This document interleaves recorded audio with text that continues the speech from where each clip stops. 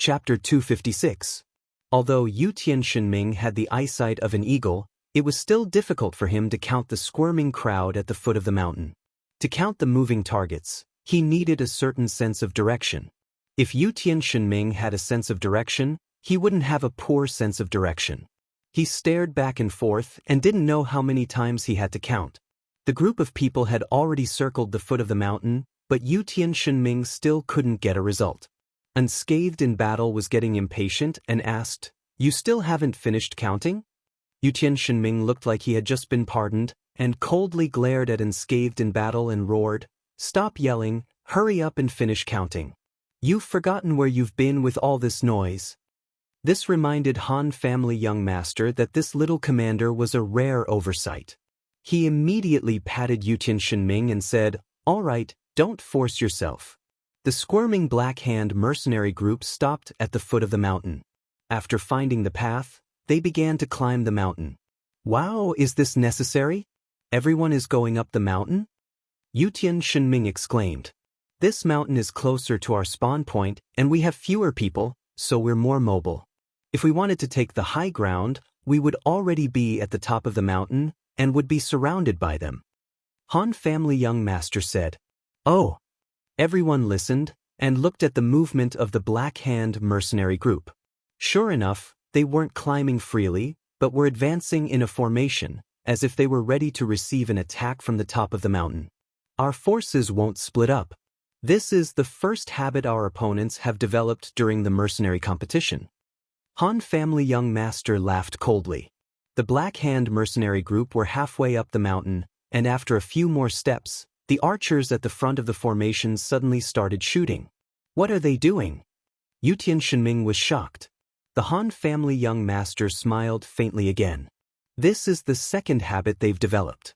They're wary of the instant kill ability of us sorcerers in the formation. So, you see, when a team was advancing, the warrior should be the meat shield at the outermost edge of the team, protecting vulnerable ranged classes such as archers or mages.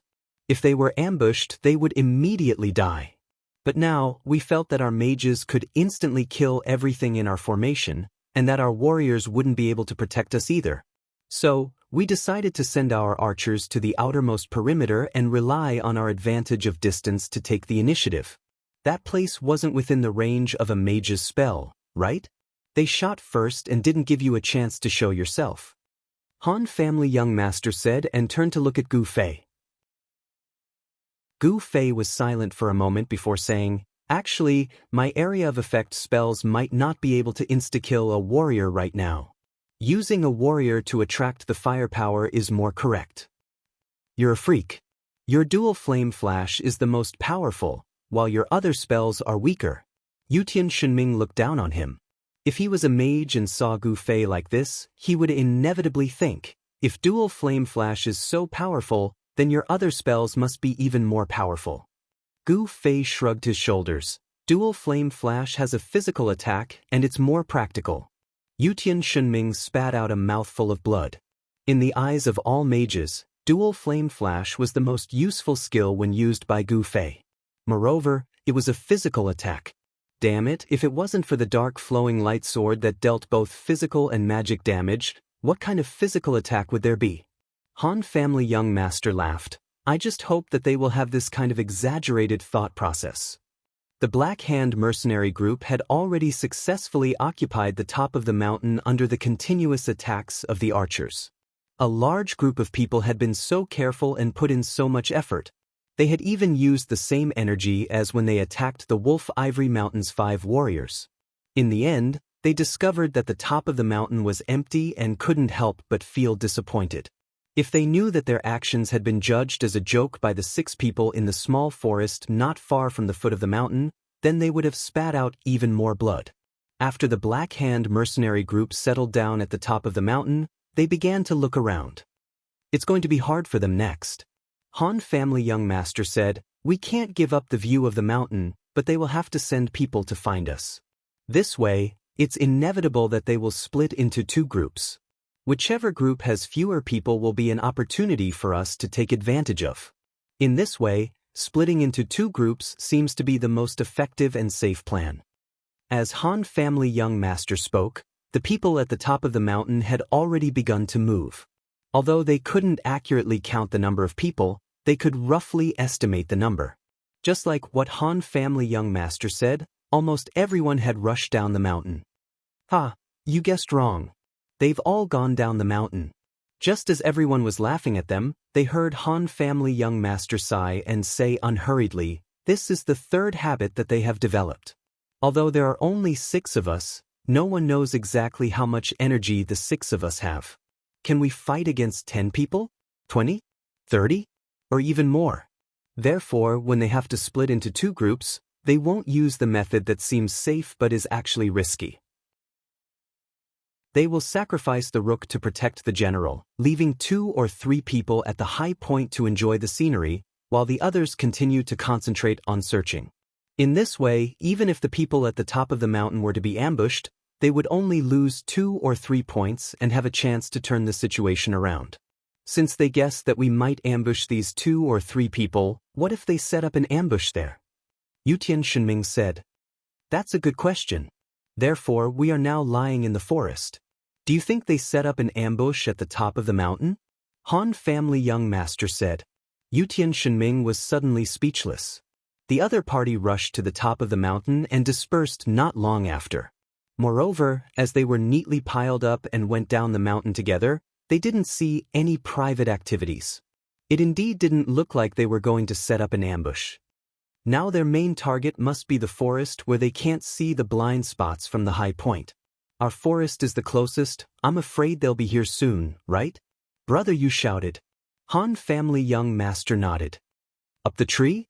Unscathed in battle asked doubtfully. The previous battle in the forest to annihilate the Wildflower mercenary group could be said to be daunting but not dangerous. Moreover, after everyone analyzed and recalled, they felt that in that environment, Gu Fei was actually the only one who could use blink to maintain his position and then use area of effect spells to ambush the people at the bottom of the tree. It seemed like the other party was completely helpless.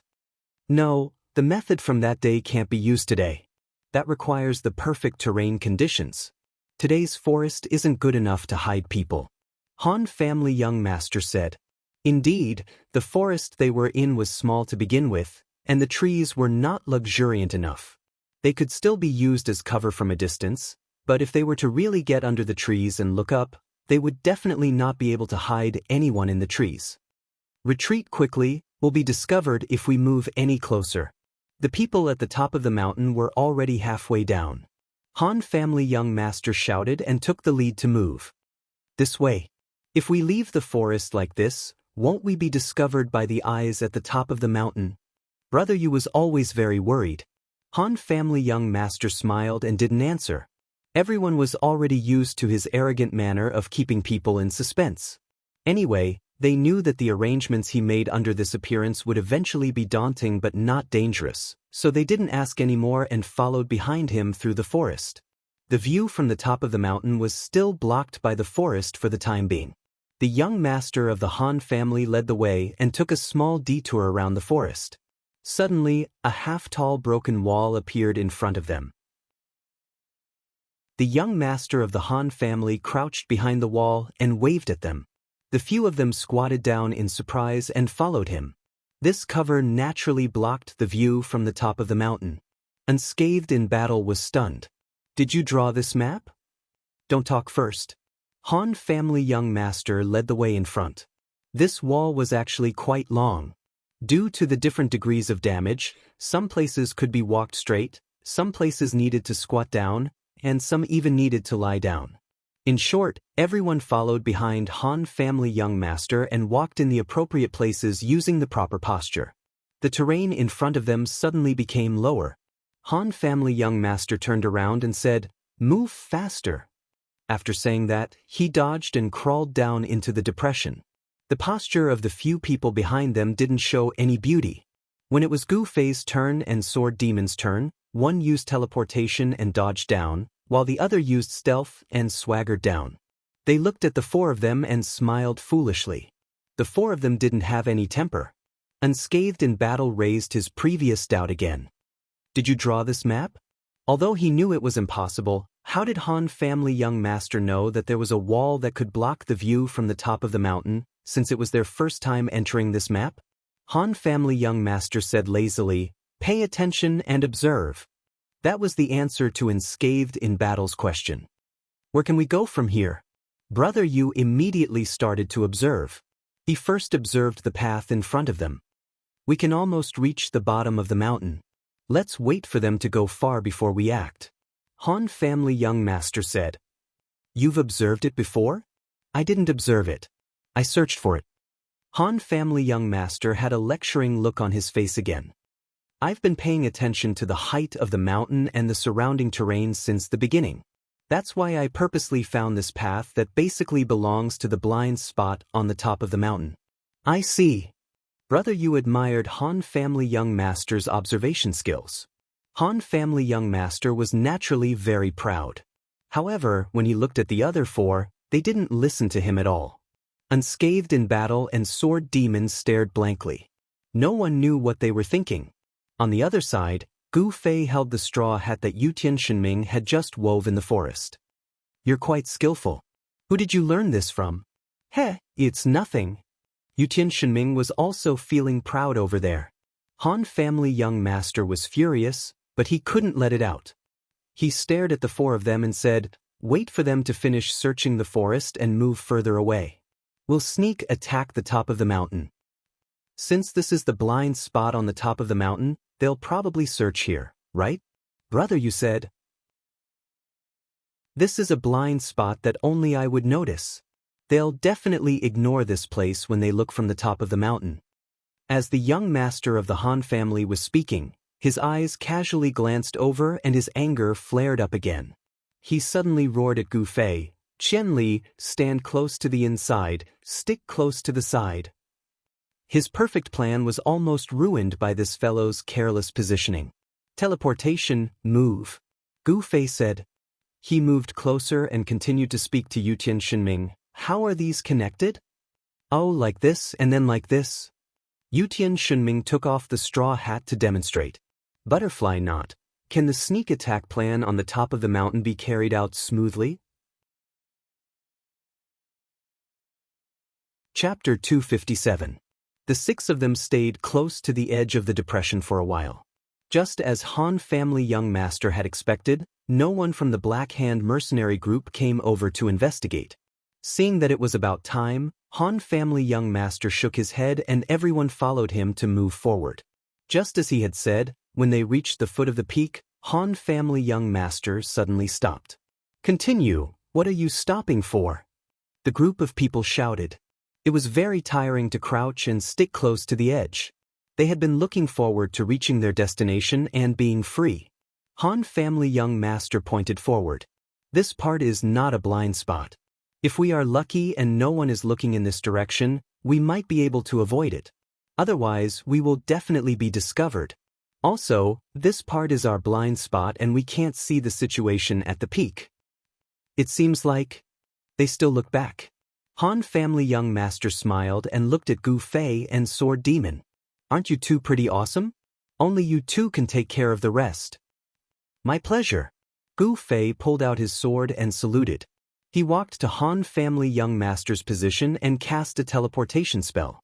With a whoosh, he floated past the blind spot. Sword Demon, who had always been calm, was also excited at this moment. But he finally had a chance to show off. No matter what, Sword Demon was a qualified gamer. He had all the characteristics of an MRPG, which was very different from Gu Fei. After activating stealth, the Sword Ghost also traversed this section of the road. Han family young master was behind them and began to speak in the mercenary channel. Okay, follow my instructions. Then there was a series of coordinates. The two of them were very familiar with it and didn't ask much. They just followed the instructions. Just like that, they felt their way up the mountain. There was no movement around them at all. The sneak attack route that Han family young master found was real. Let us know when the fight starts. We can come and help too, Yutian Shenming said in the channel. Hee, I don't think that's necessary, right? Gu Fei said arrogantly. Keep the channel clean. Keep your trash talk to one side. Han family young master scolded. Following the Han family young master's instructions, the two of them headed up the mountain. Finally, there was no such blind path for sneak attacks for the last 20 to 30 meters. This place was almost under the opponent's nose. If there was a blind lane, then there must be an underground tunnel. Think of a way yourself. Han family young master said. Let's go. What are you waiting for? Gu Fei suggested. Sprinting this distance would only take an instant, and they could also teleport 5 meters in between. Sword Demon nodded in agreement.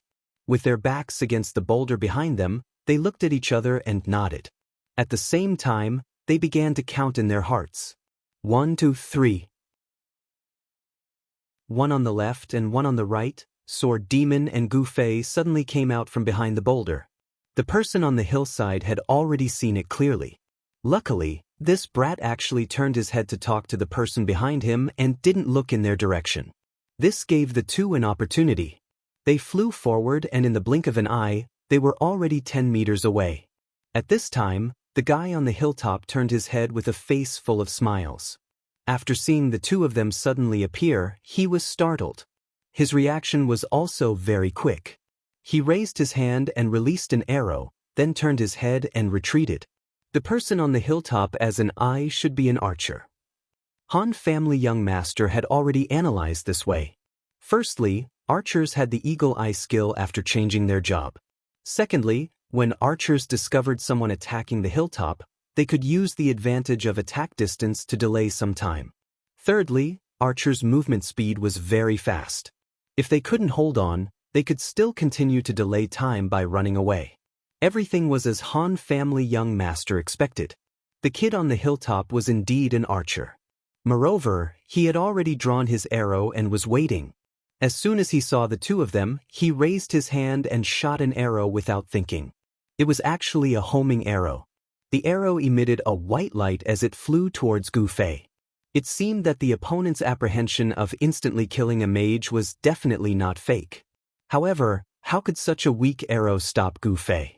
The Night Streamer sword was raised in front of his chest. It seemed like it was just a casual move, but it was actually a move from the Gu family's sword technique, night fights in all directions. Not to mention the front, even if there was an attack from all directions, Gu Fei could still instantly attack the enemy from the calmest and most effective angle. The arrow that shot towards him was easily pushed away by Gu Fei's wrist. His momentum didn't decrease at all. On the other hand, Sword Demon admired Gu Fei's movements. He was full of admiration and couldn't help but slow down a bit. However, this arrow didn't have any effect in blocking them. The two of them almost rushed up the hilltop at the same time. At the top of the hill, there were indeed 3 people on the other side. At this time, they were already prepared for battle. Han family young master's estimation was actually off. The opponent's eyes weren't all archers. There was only one. The other two, judging from their attire, were a grandmaster of combat and a mage. What was even stranger was that all 3 of them had their faces covered. Did that archer just now have his face covered? Gu Fei asked Sword Demon. I don't know. I didn't pay attention. That archer had his face turned away to talk. The two of them were too busy being happy about it. However, when he turned his head and raised his hand to release the arrow, there was a white light. His face. Gu Fei tried hard to recall. It seemed like it was covered with a cloth. Why did he have his face covered? Now wasn't the time to ask questions. The two of them were here for a sneak attack. Making the best use of time to finish the battle was the way of the king. Acting cool and spouting nonsense at a crucial moment was something only a retarded villain would do. The two of them rushed up side by side. The archer and the grandmaster of combat were originally guarding the mage from the left and right. At this time, they immediately spread out to the left and right. It seemed like the 3 of them wanted to attack the 2 of them in a triangular formation. As a martial arts practitioner, Gu Fei was very observant and attentive when fighting. Naturally, he was very meticulous in his work. The 2 of them spread out to the left and right. It seemed like they were surrounding him, but the distance between them seemed to be increasing. It was understandable for the archer to increase the distance, but for the grandmaster of combat to do the same, it was really puzzling. At this time, Sword Demon, who was faster than Gu Fei, had already rushed close to the mage. The bright dagger was already out. Gu Fei could see it clearly. He was holding a long slash. As expected, he was eager to use a new weapon to test it out. The mage didn't panic. He raised the staff in his hand as if he was about to attack. The archer and the Grandmaster of Combat who had dodged to the side had stopped in their tracks. They didn't attack, but looked at the mage together. Only a professional like Gu Fei could notice the subtle changes in every moment of the battle. Suddenly he was shocked. A thought flashed through his mind. He didn't have time to think about it. He shouted at Sword Demon, "Retreat!" At the same time, he quickly chanted a teleportation spell. Gu Fei didn't even need time to float back 5 meters. The mage had obviously finished his chant at this time. A spark seemed to bloom from his staff. It landed on the ground, and then there was a loud bang. The raging flame bloomed like a huge flower petal the moment the spark landed on the ground. This was the signature skill of the Parallel World's #1 mage, drifting, falling red lotus. No wonder he covered his face. He just didn't want to be recognized by Gu Fei.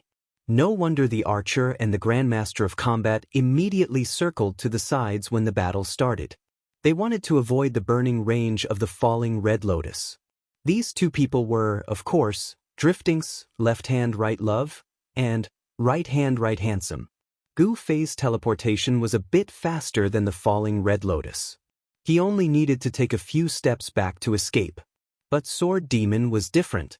He didn't have a movement skill like teleportation that didn't have time. Although he retreated without hesitation when he heard Gu Fei's shout and didn't even bother to turn around, looking at the current situation, Sword Demon's movement was still not faster than the blooming of the red lotus. After Gu Fei saw the situation in front of him, he immediately chanted again. In an instant, a twisted net-like wall that seemed like it would tear at any time suddenly appeared in front of Sword Demon. It could be said that Gu Fei had put his hidden weapon skills to the extreme when he released this spell. He had calculated the movement speed of the sword ghoul and the speed of the red lotus blooming in an instant, and accurately placed the electric wall between the sword ghoul and the red flames. Isn't it able to block everything? Block it for me to see. Gu Fei thought in his heart. At this time, that was all he could do. This sudden change was obviously unexpected even for the opponent. After the sorcerer cast his spell, most of it was out of his control. When the blooming red lotus rushed towards the electric wall, it was actually blocked.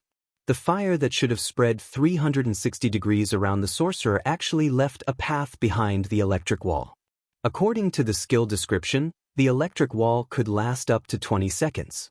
Under the impact of such a flame, the light faded very quickly. After only 3 seconds, the electric wall finally let out a sigh and was swallowed by the flame. The red lotus flame that had been blocked for a long time seemed to have accumulated anger. This impact made it even more ferocious and rushed to the previous empty space. But it was too late. 3 seconds was enough for Sword Demon to retreat from the dangerous place. Gu Fei let out a long breath and stood side by side with Sword Demon. The eyes of the 3 opponents were also filled with disbelief. The sorcerer in the flame took off his mask and looked at Gu Fei.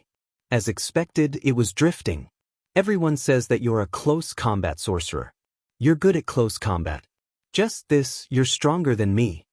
Drifting said. Gu Fei smiled and said, "That was close. But it's not over yet." Drifting also smiled. Of course, as Gu Fei spoke, he suddenly turned around and slashed. A thief gradually appeared while dodging. Gu Fei didn't use any skills. Although he hit the opponent, the damage was limited. "Looks like the rumor that you have anti-stealth is true," Drifting said.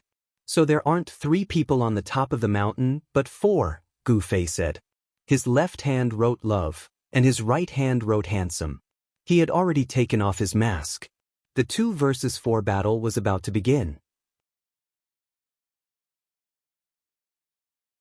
Chapter 258. In the end, young Master Han's calculations were still wrong. The opponent had indeed divided the team into 1 big and 1 small, but it wasn't a strategy of sacrificing a pawn to protect the king. The reason for this kind of error was due to the lack of information. Han family young master, of course, didn't expect that there would be experts at the level of the 5 roaches in the opponent's team. Drifting stayed here as an eye, but he had the strength to wait for the child elite group to rush up and fight it out. If Gu Fei hadn't reacted at the last moment, if he hadn't learned Wall of Electricity before the match, even if he could have dodged it, Sword Demon would have been killed by Drifting's falling Red Lotus. At this moment, Sword Ghost also had a lingering fear in his heart. He and Gu Fei stood back to back while the other 4 surrounded them in a diamond formation. The flames of the falling clothes Red Lotus were too bright. The moment it bloomed, it had already transmitted the signal to every corner of the map. Whether it was the Black Hand Mercenary Group or the Young Master Elite Group, everyone who was looking at the peak of the mountain knew that something had happened. The people from the Black Hand Mercenary Group obviously had an agreement.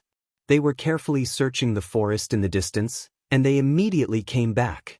The people from the Child Elite Group were at the foot of the mountain. Seeing this, they knew that the fight had started, and they immediately rushed up to the top of the mountain. "What was that, brother?" you said in surprise. That kind of fire was obviously not something that could be produced by the 2 area of effect spells that the mages currently had. The others naturally didn't know, and they could only ask in the mercenary channel. It was drifting. Sword Demon was very familiar with online chat, and he quickly replied. "Oh." Yutian Shenming suddenly understood. "I heard from Qianli that drifting had a skill that came with his weapon. It was very arrogant." "Well, what?" everyone asked. "Tiske, why should I remember that rubbish skill?" Yutian Shenming had a look of contempt on his face, but in his heart he was thinking, falling clothes and Red Lotus, looking at this momentum, the lethality of this spell is probably not small. Both sides were rushing towards the top of the mountain. The Child Elite Group was naturally much faster, but the top of the mountain was already in a mess. Under Gu Fei's cover, the Sword Spectre attempted to sneak away under everyone's watchful eyes. However, Drifting reacted quickly. As soon as he saw the Sword Spectre's silhouette start to move, he immediately raised his hand, wanting to smash down with a Skyfall fire wheel. But Gu Fei and the Sword Demon were also experienced people. Seeing the mages move their hands to dodge the spells, this kind of thing was easy for them. When the sky that Drifting pointed at began to burn, the 2 of them had already rushed forward, one to the left. Sword Demon charged at the right-hand commander, the archer, while Gu Fei charged at Drifting, the archmage. The right-hand commander obviously wasn't stupid enough to fight a thief in close combat, so he turned around and ran. Sword Demon had just used haste, and it was still on cooldown. Without this skill, the thief's speed was lower than the archer's. Even though Sword Demon had a good pair of wind-chasing boots, their speed was still about the same. It wasn't the kind of situation where Drifting would be able to catch up in the blink of an eye. The Sword Ghost also straightened out his thoughts. He chased after Drifting for 2 steps, then turned around and rushed toward Drifting. At first glance, it seemed that Sword Demon was playing a game with the right-hand commander. He wanted to catch Drifting, but the right-hand commander ran away, so he suddenly turned around and suddenly caught Drifting. It was so cute. However, as a mage, Drifting didn't have anyone to protect him. Gu Fei felt that he was a bit careless. He probably didn't expect that the falling clothes and Red Lotus wouldn't achieve the desired effect. Skill weapons had 2 characteristics. One was that they didn't need to be trained, so they were as powerful as they could be. They wouldn't change as the skills in the player's skill tree would. In addition, weapon skills usually had a big weakness, which was a long cooldown. The 2 believed that the falling clothes and Red Lotus wouldn't be able to explode again so soon, so they rushed forward without hesitation. Drifting didn't panic. He gently raised the staff that had just released Skyfall Fire Wheel in front of his chest and chanted, "Ice Shadow. Scatter." Another new spell. Gu Fei and Sword Demon murmured in their hearts, but they weren't too surprised. Obviously, these masters were richer than the guys from Child Elite Group. They had endless scrolls and equipment. Gu Fei's Against the Current also had a skill called Frozen Ice Path. He used it to pave a path with ice on the ground. It was quite beautiful. Sword Demon was more cautious. He saw that there was a new skill, but he didn't know what it was used for, so he stopped. Gu Fei was more bold. He didn't care what skill it was, so he went up and cut it with his sword. Gu Fei had used electric wall and teleportation. If he used his mana to attack now, he could only use double flame flash, fireball, or lightning. Maybe drifting spell defense was very high, so spell attacks couldn't kill him. But he was a mage, so he could stab him to death with a sword. Gu Fei continued to rush forward while concentrating. He had to react to drifting spell as soon as possible. After chanting, Drifting's body suddenly turned into ice and snow. Drifting stood in the middle and smiled innocently. The ice and snow had disappeared. The sword ghost was very puzzled. This spell didn't hurt or harm anyone. The wind and snow just fluttered and then disappeared. What kind of mystery was this? Gu Fei, on the other hand, had already stopped in his tracks. Observing his surroundings, he instantly discovered that he and the sword ghost had been surrounded again, and this time, they were surrounded by drifting. At this time, there was a drifting standing in each of their 4 corners. 4 of drifting appeared at once. Ice whirlwind, spin. For drifting's movements, the same sound, and the same 4 ice whirlwinds drifted toward Gu Fei from different directions. This type of skill that allowed a physical body to create an incorporeal body was very common in the game. However, whether or not the incorporeal body could deal damage depended on the skill. But at this time, 4 ice whirlwinds were coming, and one of them was the real drifting. He had to dodge. This kind of skill was very difficult to deal with in PvP. Unfortunately, drifting had encountered Gu Fei this time. His killer aura detection skill was activated again. After careful observation, he knew which of the 4 directions was the real drifting. It was drifting's bad luck. If he had created an incorporeal body and stood closely together with his real body, Gu Fei wouldn't have been able to judge which of the 4 drifting was the real one based on his killer aura. But at this time, in order to show off the power of the skill, he made a small encirclement with the incorporeal body, so Gu Fei could judge which one was the real one from the direction. Teleport move. Gu Fei waved his finger, and with a whoosh, he flew out. In a flash, he was behind one of the drifters. He raised his hand and slashed. Drifting's ice shadow skill was a continuous skill. The incorporeal body created wouldn't be interrupted when the real body was attacked. But at this time, Gu Fei could see where the real body was, and drifting was shocked. Even if he had to choose one of the 4, there was still a 25% chance that he would get it right. But Gu Fei didn't test it at all. He just used teleport and flew over. How confident was he in that stab? Drifting looked back in panic after being hit. Gu Fei looked at him innocently, smiled, and said, "It's not working." The power of Ice Shadow was also shown at this moment. While Drifting was looking back at Gu Fei in panic, the 3 phantoms also followed suit. They turned their heads back and pretended to be panicked. This made right love left hand, right handsome right hand, and right love left hand, who were in the outer circle, feel a chill run down their spines. An incorporeal body replicating the real body. A shadow. Yes, I'll remember this. Sword Demon saw this scene. Obviously, he thought that this was a weakness of Ice Shadow, and this weakness was very serious. If one was careful enough, it would be easy to distinguish the real body. At this time, Gu Fei had already used his second slash. After using teleport, his mana was completely depleted. He couldn't use any skills, so he could only stab at Drifting. If this was a one-on-one fight, it would be cruel and helpless for Drifting. Luckily, he had helpers. When they saw this, they all reached out to help.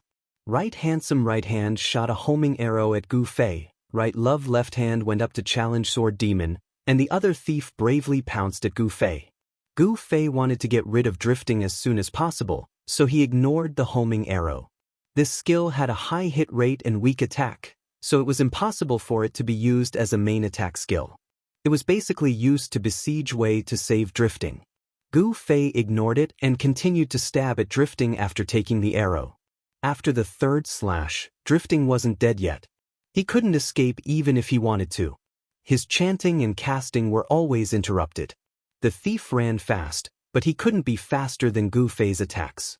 Seeing that Drifting couldn't be saved, this guy actually smiled again and suddenly said, "Falling clothes." The cooldown of Falling Clothes' Red Lotus wasn't as long as expected.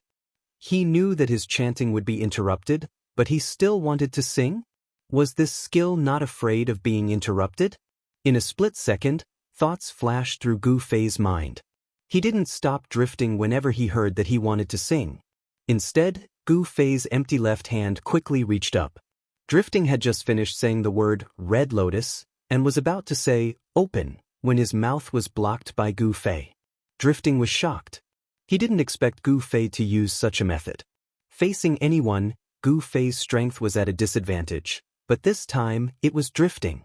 They were both sorcerers and his strength was at the same level as Gu Fei. Under Gu Fei's effective use of strength, Drifting was directly pressed to the ground by Gu Fei's slap. If I let go now and shout, open, will it still explode? Gu Fei didn't know enough about the game, so he didn't dare to make a judgment. He was very distressed. In the end, Drifting suffered. He was pressed to the ground by Gu Fei. He was so depressed that he wanted to die. What's going on? Another voice came. At the foot of the mountain, the elite group finally climbed up the mountain. They saw that there were 4 drifting on the mountain top, and one of them was pressed to the ground by Gu Fei. They were immediately stunned. Chapter 259. Don't talk nonsense, hurry up and help. The Han family young master stood at the top of the mountain and looked into the distance. He immediately saw the Black Hand mercenary group's troops rolling over. As for Drifting, Left Hand Love, and Right Hand Handsome, they weren't in his line of sight. Drifting, let's decide the winner. Yutian Shenming was very excited. He roared and rushed forward while asking, which one? As an expert, of course he had some knowledge. Seeing so many drifters, he knew that it was just a skill to create clones. There was no need to make a fuss. For Yutian Shenming, maybe it was good to have 4 drifters for him to vent at the same time. Nonsense. See which one it is. Gu Fei roared. Yutian Shenming's which one was a bit unprofessional, but he was smart. When the other experts saw it, they knew that the one Gu Fei pressed was the real one. Because even though the other 3 weren't pressed, they were still on the ground, baring their fangs and claws. If the one Gu Fei pressed was fake, then one of the 3 was just Drifting acting. God, this guy really knew how to give up his pride. Yutian Shenming finally reacted and walked over proudly. He looked at Drifting on the ground and laughed. Little guy, this is what you get. Gu Fei wanted to curse. He was just a mage. Pressing Drifting down was a technique. Pressing him down so firmly required strength. Fortunately, Drifting was weak, but it wasn't easy. If he loosened his grip and Drifting opened his mouth to say, open, what if falling Red Lotus exploded? Imperial God Ming was still laughing maniacally when the little thief rushed over, his right hand riding Handsome arrow shot over. In actual combat, Yutian Shenming wasn't careless, but he set his target on Right Hand Handsome. After dodging the arrow, he immediately shot back. This guy was really smart. He knew that no matter how skilled he was, it would be troublesome to fight a thief in close combat. Thus, he quickly dodged and shot at Right Hand Handsome. Fuck! Gu Fei panicked. They were still drifting in the sealed mouth. How could they have the time to deal with bandits? Yutian Shenming had actually left him behind. Gu Fei really regretted putting himself in such a situation. If he gave up now, and Drifting's shout of open still worked, then it would be big trouble. However, it had to be said that the members of the elite team were quite reliable at critical moments. Yutian Shenming had hooked away the right-hand commander. Just when Gu Fei thought the thief was about to chop him up, Unscathed in Battle had already arrived with a charge, stabbing into the thief's waist. The bandit let out a blood-curdling scream as he was sent flying by Zhan Wushang's attack. Beside him was the side of the mountain, so he tumbled down. Hence, the blood-curdling screams didn't stop, echoing from the top of the mountain to the foot of the mountain. The people who were fighting on the mountaintop couldn't help but stop and look down from the mountainside. That's too cruel, Love Left Hand said. Yeah. Sword Demon nodded. That's too much. Yutian Shenming also said. I didn't do it on purpose, Unscathed in Battle said helplessly. He just chose the most effective way to attack in that situation. Even the Black Hand mercenary group, who were marching from the mountaintop to the foot of the mountain, couldn't help but stop when they heard the screams from the top of the mountain to the foot of the mountain. What is that? Someone was confused. It sounds like some scary creature. Fuck, do they have pets? Are there pets in parallel worlds? There was endless discussion. The only one who was still busy was Gu Fei.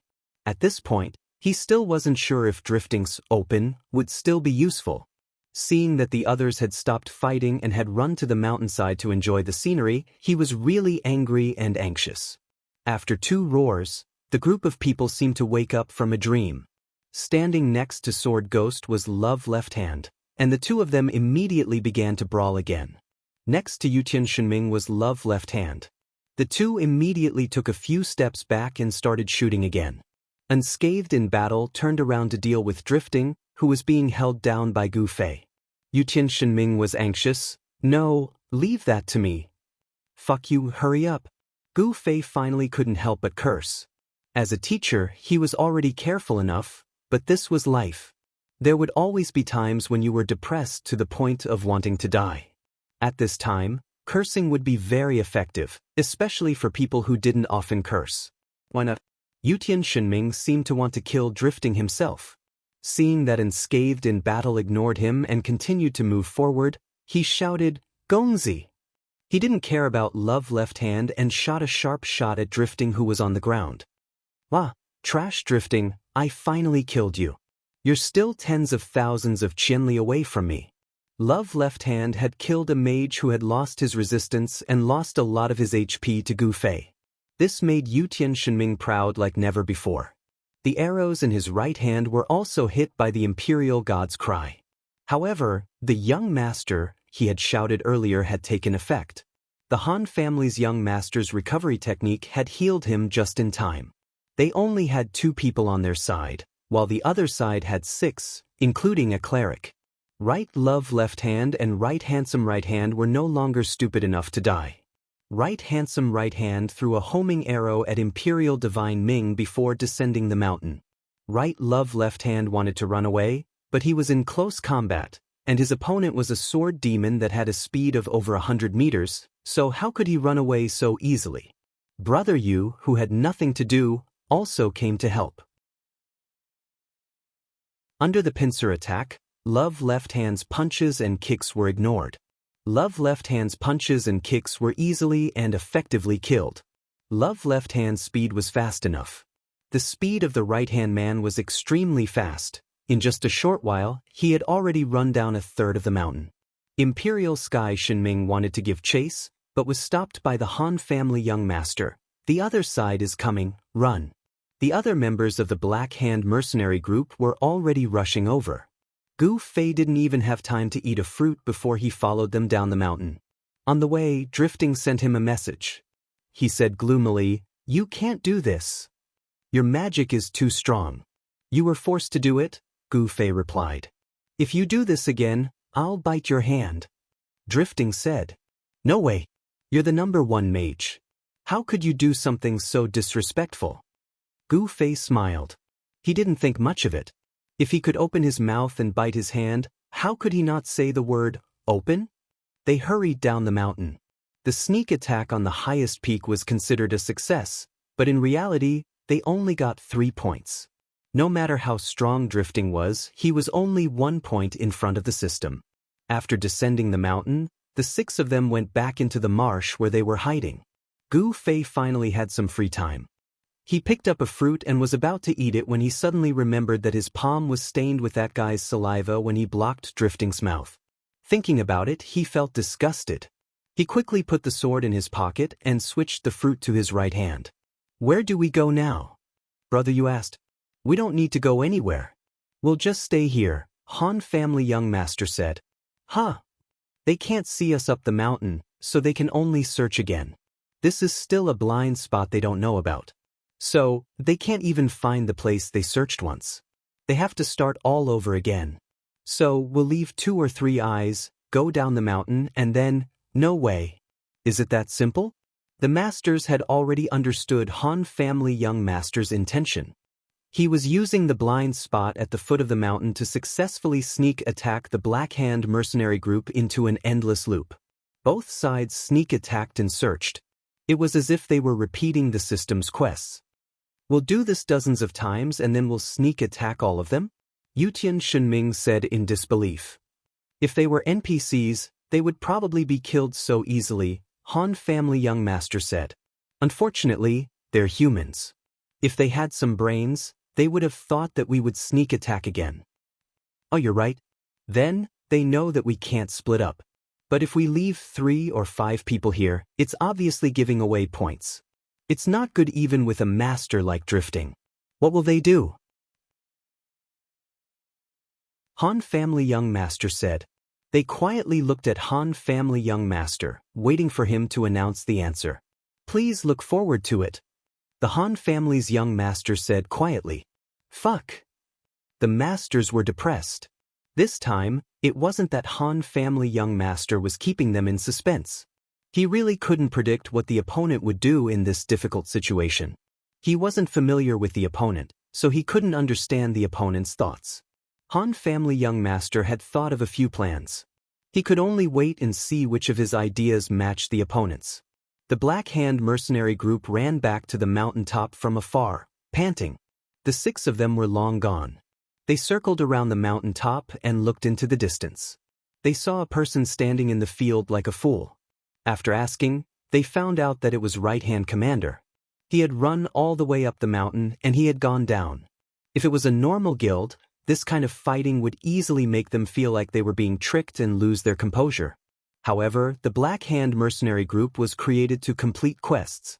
Since the invincible and shameless system could tolerate it, they could take this kind of thing. Just as Han family young master expected, there were still some people who were smart enough to guess that they would sneak attack again. It was necessary to keep an eye on them, but it was impossible to keep 3 or 4 people as an eye on them. If 3 or 4 people couldn't stay, then naturally, they would all stay. Everyone stay. Xiaoxi, xiaoing. The leader pointed at several people with his black index finger. You guys go find a forest and look around. Report as soon as you find something. Oh! The few members accepted the order and went down the mountain in different directions.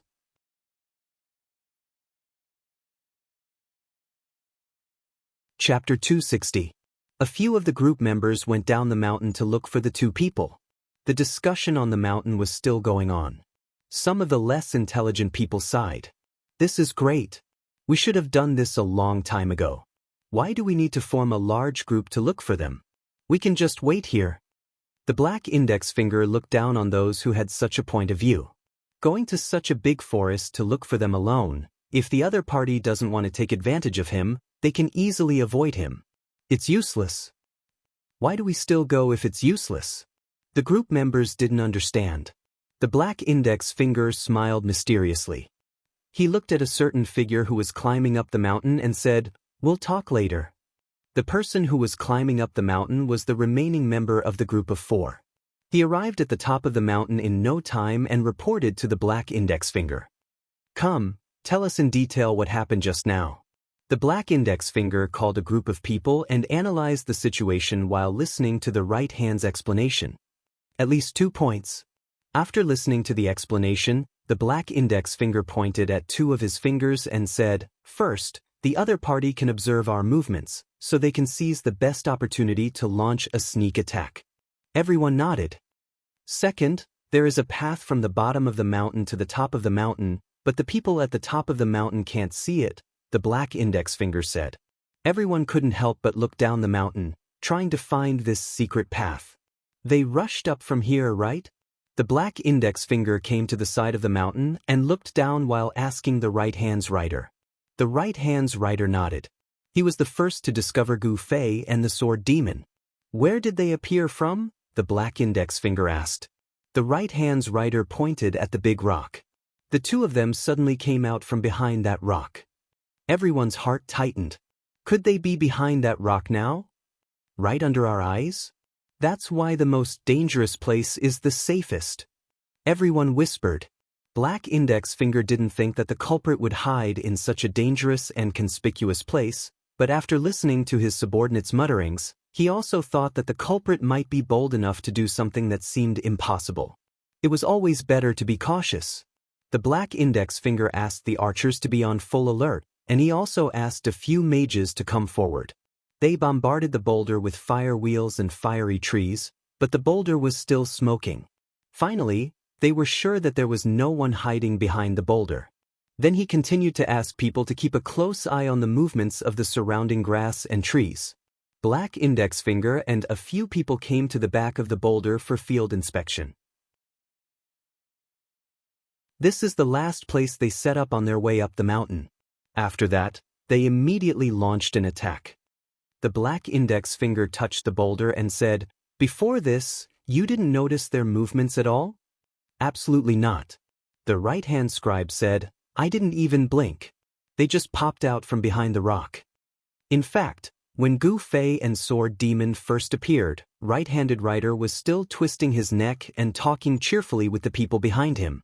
He didn't even blink his eyes when he talked about it before. In fact, right-handed Rider didn't see it with his own eyes, but he made a judgment based on the situation at that time. But it was not wrong. The black index finger leaned against the boulder and looked down the mountain. "This boulder can block our sight from here to the bottom of the mountain? It can't be. Even if it can, they wouldn't do it this way. I didn't always stand in the direction of the boulder, I often walked left and right." Right-handed Rider said, "Then you'll turn a blind eye to it." Black index finger and the others looked around and saw many big holes in the strange rocks and trees that could block their sight. It seems that they used these as cover to slowly sneak up. So, the first people to come up here are only the mages and the thieves. Because the mages can teleport and the thieves can sneak. Only the two of them could use these cover to cross each other and not be seen by you. After they reached the boulder, there was nothing to hide, so they had to rush up directly. Black index finger analyzed. Everyone nodded. If they want to sneak up on us, they can only do the same thing. Their current position shouldn't be far from here. Hearing black index finger's words, everyone's eyes followed the messy objects on the hillside and looked down. It was as if they had already seen 6 extremely wretched people. Continue searching in the forest. Leave a few people on the hilltop and pay attention to this direction. Everyone else, gather up and follow me to search the bottom of the mountain. Black index finger said, "Isn't this giving them another chance to sneak up on us?" Someone said, "We won't go far. We'll only search near the foot of the mountain. If they dare to sneak up on us again, I'd like to see how they'll retreat this time." Black index finger laughed. He had already gathered more than 70 players in the group and left a few eyes on the hilltop. The others followed the path that seemed to be used for sneak attacks down the mountain. Along the way, none of the hiding spots escaped the Black Hand mercenary group's search. These places were like guiding lights, slowly leading them to the hiding spot of the child elite group. However, when they were less than 10 meters away from the hiding spot of the child elite group, the system suddenly announced that the child elite group had obtained another point and the Black Hand mercenary group had lost another member. Who died? Black index finger hurriedly checked. "It's little Ing over here." Black index finger hurriedly gathered his men and rushed towards the small forest at the foot of the mountain. The few people in charge of searching the forest were clearly assigned by him. This was so that they could react at the first moment. "Little Ing, how did he die?" Everyone rushed over while asking about the situation in the mercenary channel. "I don't know. I was looking in the forest and didn't see anyone. I heard an arrow and saw the archer. Then, a thief stabbed him in the back and he died just like that." "Everyone hurry up. Don't let them escape." Black index finger urged and led the group towards the small forest. "Those on the hilltop, pay attention to the forest here. Report the direction immediately if anyone rushes out." Understood. The players on the hilltop adjusted their focus and paid close attention to the direction. It didn't take long before Black index finger and a group of brothers rushed out of the small forest. Just as they were about to charge in, they suddenly heard the eyes on the hilltop report. 2 people ran out of the forest. 2 people? Only 2 people? Black index finger confirmed. Yes, 2 very fast people. Profession unknown, the eyes on the hilltop reported.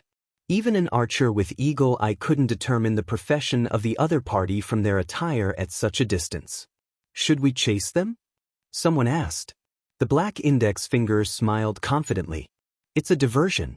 The 6 people in the child elite group, other than the thief and the archer, the mage is also very fast, but the other 3 don't have this advantage. We have already surrounded them and they definitely won't be able to escape. That's why they told the 2 fast guys to run and lure us away so they can find another place to hide. Unfortunately, I won't fall for their trick. Everyone, enter the forest now. There must be people in the forest. If they know that they won't be able to escape after being exposed, why did they kill Little Shadow and expose themselves? Someone was confused. This forest is too small. It's not easy to hide 6 people. I don't think they have a choice. Black Index Finger said as he led a dozen people into the forest. The forest was indeed very small. 70 people searched without much effort. The Black Hand mercenaries quickly discovered that there was no one else in the forest besides them. Black Index Finger's expression turned ugly. Is this a diversion? Someone snickered and looked down on the leader. Such a harmonious relationship between a leader and his subordinates could only exist in the game. Where did the 2 of them go? Black Index Finger asked helplessly in the channel. He finally knew where the 2 of them were. I've been watching them. The eyes replied. Point them in the right direction. We'll chase them down. The leadership was temporarily handed over to the eyes on the hilltop. Because the young master elite group's kiting tactic was too famous, the Black Hand mercenary group had actually been practicing chasing after people who were running away these past 3 days. Understood. The eyes on the hilltop replied. Just as he was about to give orders, someone suddenly shouted, "Fuck, someone's coming up." The exclamation was broadcasted in the channel at the same time. The Black Index Finger suddenly froze and asked in surprise, "Who's coming up?" "That mage." The eyes on the hilltop replied to Black Index Finger. What kind of skill did Gu Fei have? This time, the eyes on the hilltop wasn't an expert like drifting. He dashed up the hill and used dual flame flash and lightning spell to send them out of the field. Child elite group, another 3 points. The Black Hand mercenaries had just left the small forest and were about to chase after the 2, but they were all frozen on the spot. Without the eyes on the hilltop, the Han family young master wasn't worried about exposing his position. He stood in the wind and said, even if it's a diversion, you still need to figure out the direction. When the Black Hand mercenaries changed direction and rushed into the small forest, Gu Fei, who was still in the depression, continued on his journey. Hurry up. This was the Han family young master's reminder. Teleport move. Gu Fei answered with action and immediately teleported out. In the chat, the Han family young master continued to report his coordinates, guiding Gu Fei's path forward. If he relied on teleportation or stealth, it would be impossible for him to move forward from behind cover, as it would waste too much time. Teleport's cooldown time was 1 minute, and stealth's cooldown time was 3 minutes. If he wanted to slowly climb up the hill, the match would be over by the time he reached the top. Teleport and stealth would only be used when he had no other choice. In fact, climbing the hill mainly depended on the Han family young master's coordinates. In this guy's eyes, the cover along the way was obviously not an individual, but a whole. Every time Gu Fei took a step forward, there might not be any cover around him, but from the top of the mountain to his current position, there would definitely be several cover around him, blocking his line of sight from all directions. Moreover, the Han family young master had also climbed up to the hilltop. When he looked down, he carefully observed the terrain and was even more familiar with the straight path. Everything was still within his meticulous calculations. If the Black Index Finger followed the cover all the way down the hill, it was inevitable that it would find the 6 people in the depression. Therefore, after the Han family young master noticed the Black Hand mercenaries' movements, he immediately let Sword Demon and Yutian Shenming return to the small forest along the path they came from. The poor Black Hand member in the small forest, Xiaoying, was still looking for the whereabouts of the 6 people, but didn't know that he had already become their prey. Sword Demon and Yutian Shenming sneaked into the forest and immediately saw Xiaoying looking around. The 2 of them had long mastered sneak attacks when playing this profession, so they easily took down Xiaoying. After the Black Index Finger heard the report, He immediately led the group to this side to capture them. At this time, he had already fallen into the Han family young master's trap. At the same time they left, Gu Fei began to climb up the hill. By the time they reached the forest, Gu Fei was almost at the hilltop. Of course, Sword Demon and Yutian Shenming had to run through the forest. Squatting there was only waiting for death. Although running out of the forest would immediately expose him to the eyes at the top of the hill, according to the Han family young master's calculations, it wouldn't take long for Gu Fei to rush up the hill and kill a few eyes. Without the eyes, he naturally couldn't encircle and intercept the escaping people. Just relying on speed, the Han family young master didn't worry about Sword Demon and Yutian Shenming at all. Who would have thought that the Black Index Finger had so many ideas? When he came to the forest and saw that the people had run away, he didn't chase after them. At this time, he saw the intention of luring the tiger away from the hill. He wasted time in the forest. When he found that there was no one in the forest, Gu Fei had already climbed up the hill. The eyes at the top of the hill didn't even have time to report to the Black Index Finger about Sword Demon and Yutian Shenming's movements before they were killed. At this time, 1/3 of the time of the match had passed. Child Elite Group was leading 7-0.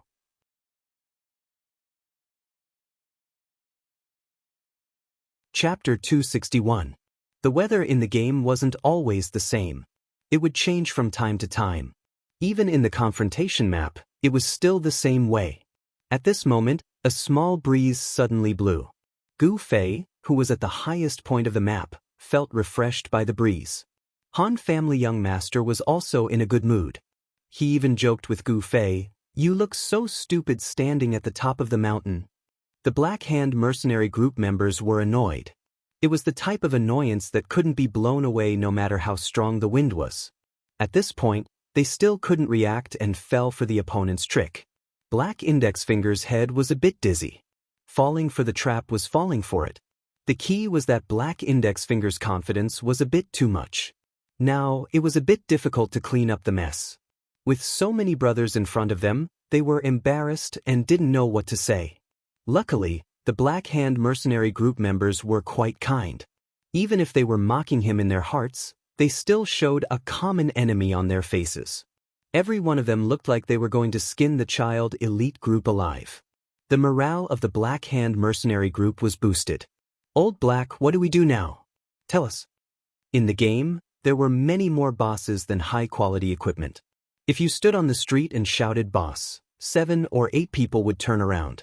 If you met a confused person, they might even treat you as their lackey. In order to not lose out, everyone gave their boss a different title. It was more intimate and easier to distinguish them from other bosses. Black Index Finger gazed at the mountain peak and said, "These guys aren't simple." It wasn't a coincidence that they were able to kill their way here. This praise wasn't without reason. Black Index Finger had just fallen for the trap and lost a lot of his reputation. Praising the opponent showed that he was broad-minded. At the same time, it was an explanation for his mistake. The opponent was very strong, so it was normal for him to lose out. Big bosses were always so shrewd. Now that they have points, will they start kiting the map? Someone was worried. The terror of kiting had already affected a generation of players in Cloud City. "It's better if they use kiting. We didn't train for nothing," Black Index Finger said. The Black Index Finger said, "Now we're just afraid that they'll hide. This stupid map isn't as simple as we thought.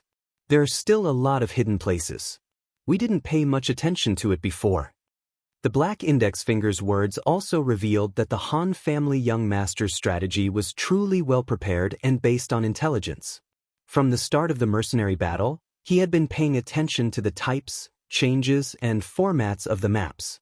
In addition to his research on the Guild Wars, the Han family young master had already paid attention to more than a dozen maps.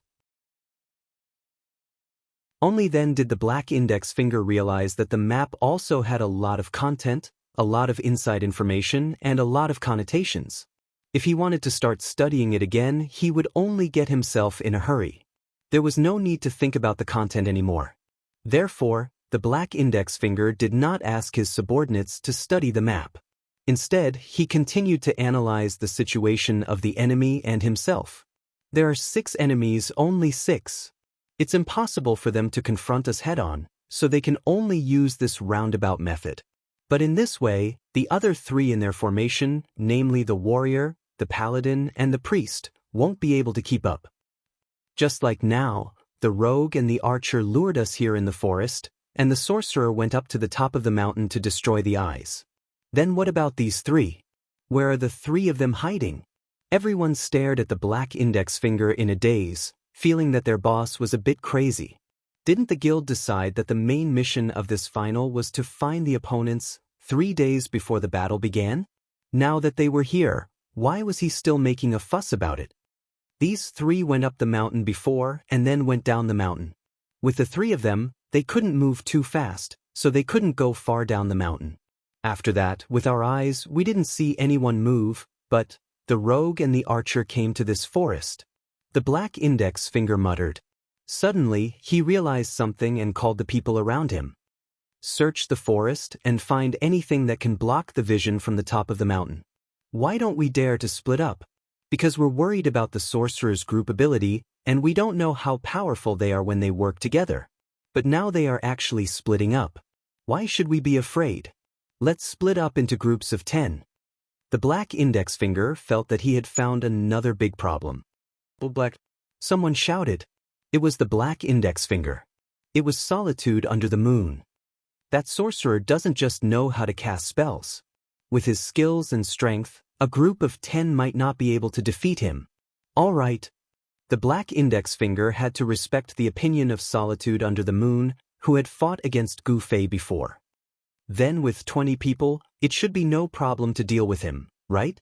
This shouldn't be a problem. Solitude did not dare to make a rash conclusion. That day, he had gathered people to stop Gu Fei. They had about the same number of people, but they had failed in the end. You'll take 20 people and find a way to deal with him at the top of the mountain, the black index finger said. Okay.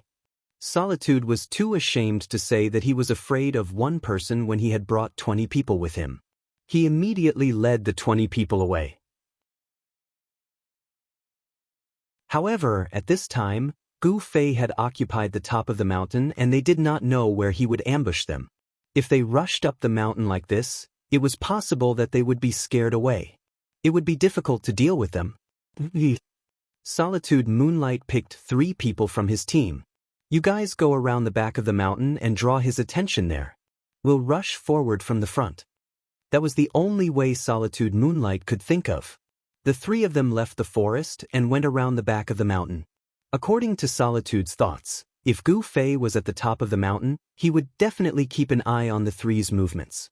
Then, if he chased after them, he would naturally not be able to take care of this direction. After all, the top of the mountain was not the tip of a pyramid. Squatting on the tip and twisting one's neck, one would be able to see in all directions. Otherwise, why would there be a need for 3 or 4 people to be the eyes? The 3 of them went. The team searching the surroundings of the forest had made quite a few discoveries. After the black index finger screening, the 2 trenches and the wall that Child Elite Group had climbed over stood out. They used these as cover to circle around the forest. Send a team to each path. If you follow the path, you'll find something. Perhaps it's where the 3 of them are hiding. Be careful to stay hidden.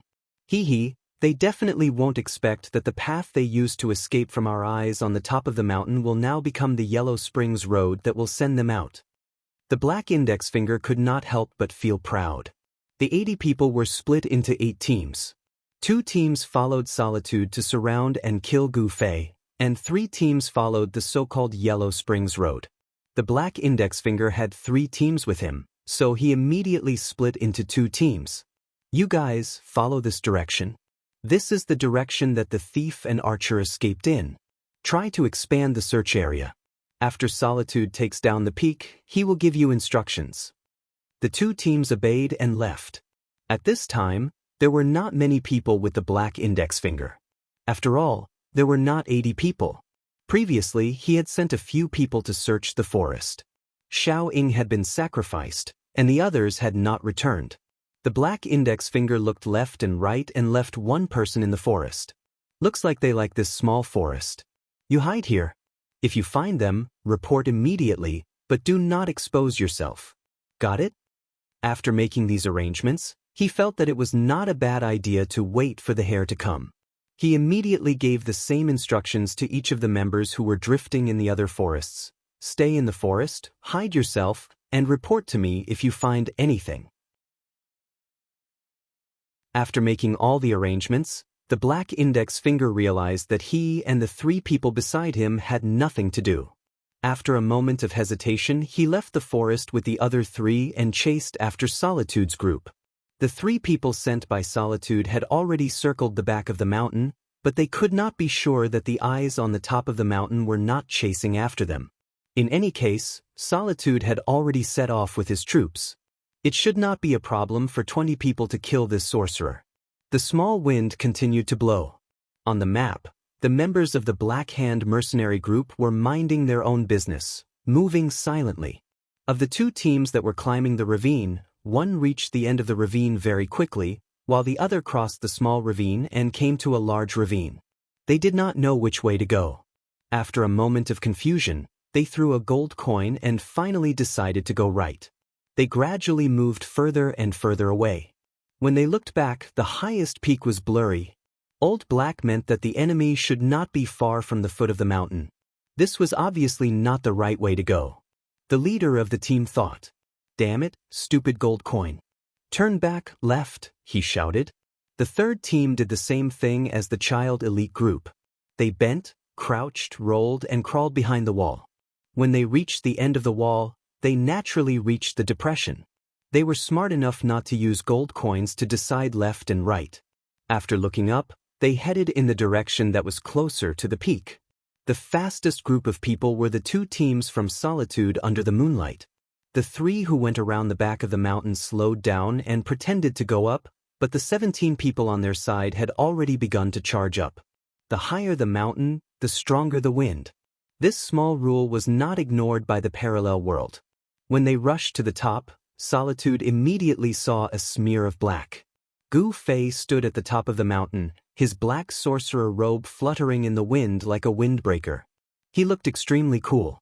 Holding the dark night light sword, he had been drawing circles on the ground, but when he heard the voice, he looked up at Solitude and smiled. "It's you. Why are you so late?" When the Han family young master mocked Gu Fei for standing at the edge of the mountain like an idiot, he retreated. "As an eye?" The Han family young master did not mention this and only asked him seriously, "Qianli, tell me honestly, how many can you fight alone?" 10 should be no problem," said Gu Fei confidently. "Limit," said the Han family young master. Limit is such a vague concept. It's hard to say. Gu Fei was troubled. "Oh, then don't come down from the mountain." "For what?" "To challenge the limit," said the Han family young master.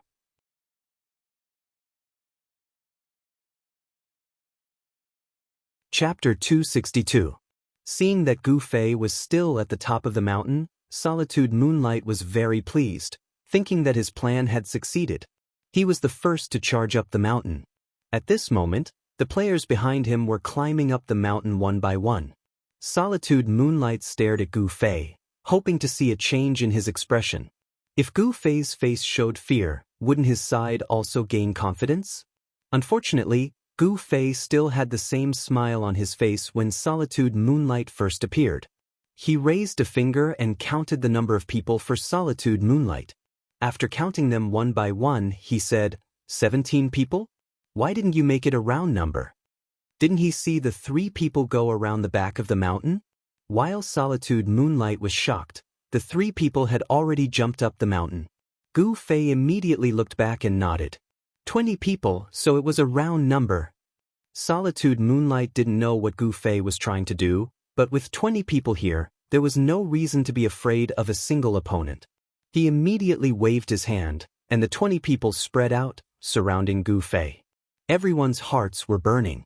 They had been led around by the nose for a long time, and they finally had a chance to vent their anger. 20 people, is this the limit? Gu Fei even sent a message to the Han family young master. Just make do. If you can't handle it, don't shout for help. No one will care about you, the Han family young master replied. Gu Fei gathered his thoughts and focused on the people in front of him. The first thing he said was, "Is there anyone else?" "What? Is there anyone else?" Solitude Moonlight didn't understand. "Is there anyone else coming?" Gu Fei said, 20 people, that's a bit difficult. Don't blame me if you're too cruel." Gu Fei reminded everyone. "Are you kidding me?" Solitude Moonlight didn't know why, but his heart trembled. They clearly had 20 times the number of people. What was there to be afraid of? "Attack!" Solitude Moonlight waved his hand, wanting to quickly get rid of this uneasiness. "Fire wheel from the heavens. Fire 3,000 layers flames." The 20 mages chose their favorite area of effect spells to attack first. Under such an encirclement, these spells were unavoidable, because there was only so much space in the encirclement. If he wanted to avoid the spell, he would have to break out of the encirclement. How could the opponent give Gu Fei such a chance? After blocking the attack for a bit, the spell fell on Gu Fei's body. Back in the battle against Wine as Song, when Gu Fei was trapped in a tight encirclement, he was helplessly burned to death like this, not even dragging a single person down with him. However, the present Gu Fei possessed the instant movement skill. Any encirclement was no longer within his line of sight. When the other party ignited the flames, Gu Fei raised his hand and chanted. With a xiao sound, he flashed behind someone. This was a bit like the traditional game of throwing a handkerchief.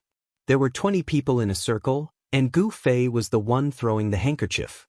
Everyone was guessing who he would throw it behind. However, when throwing the handkerchief, there would often be some more sinister and cunning children who would secretly throw the handkerchief away and pretend to be looking for the target. In the end, they would turn around and return to their original position.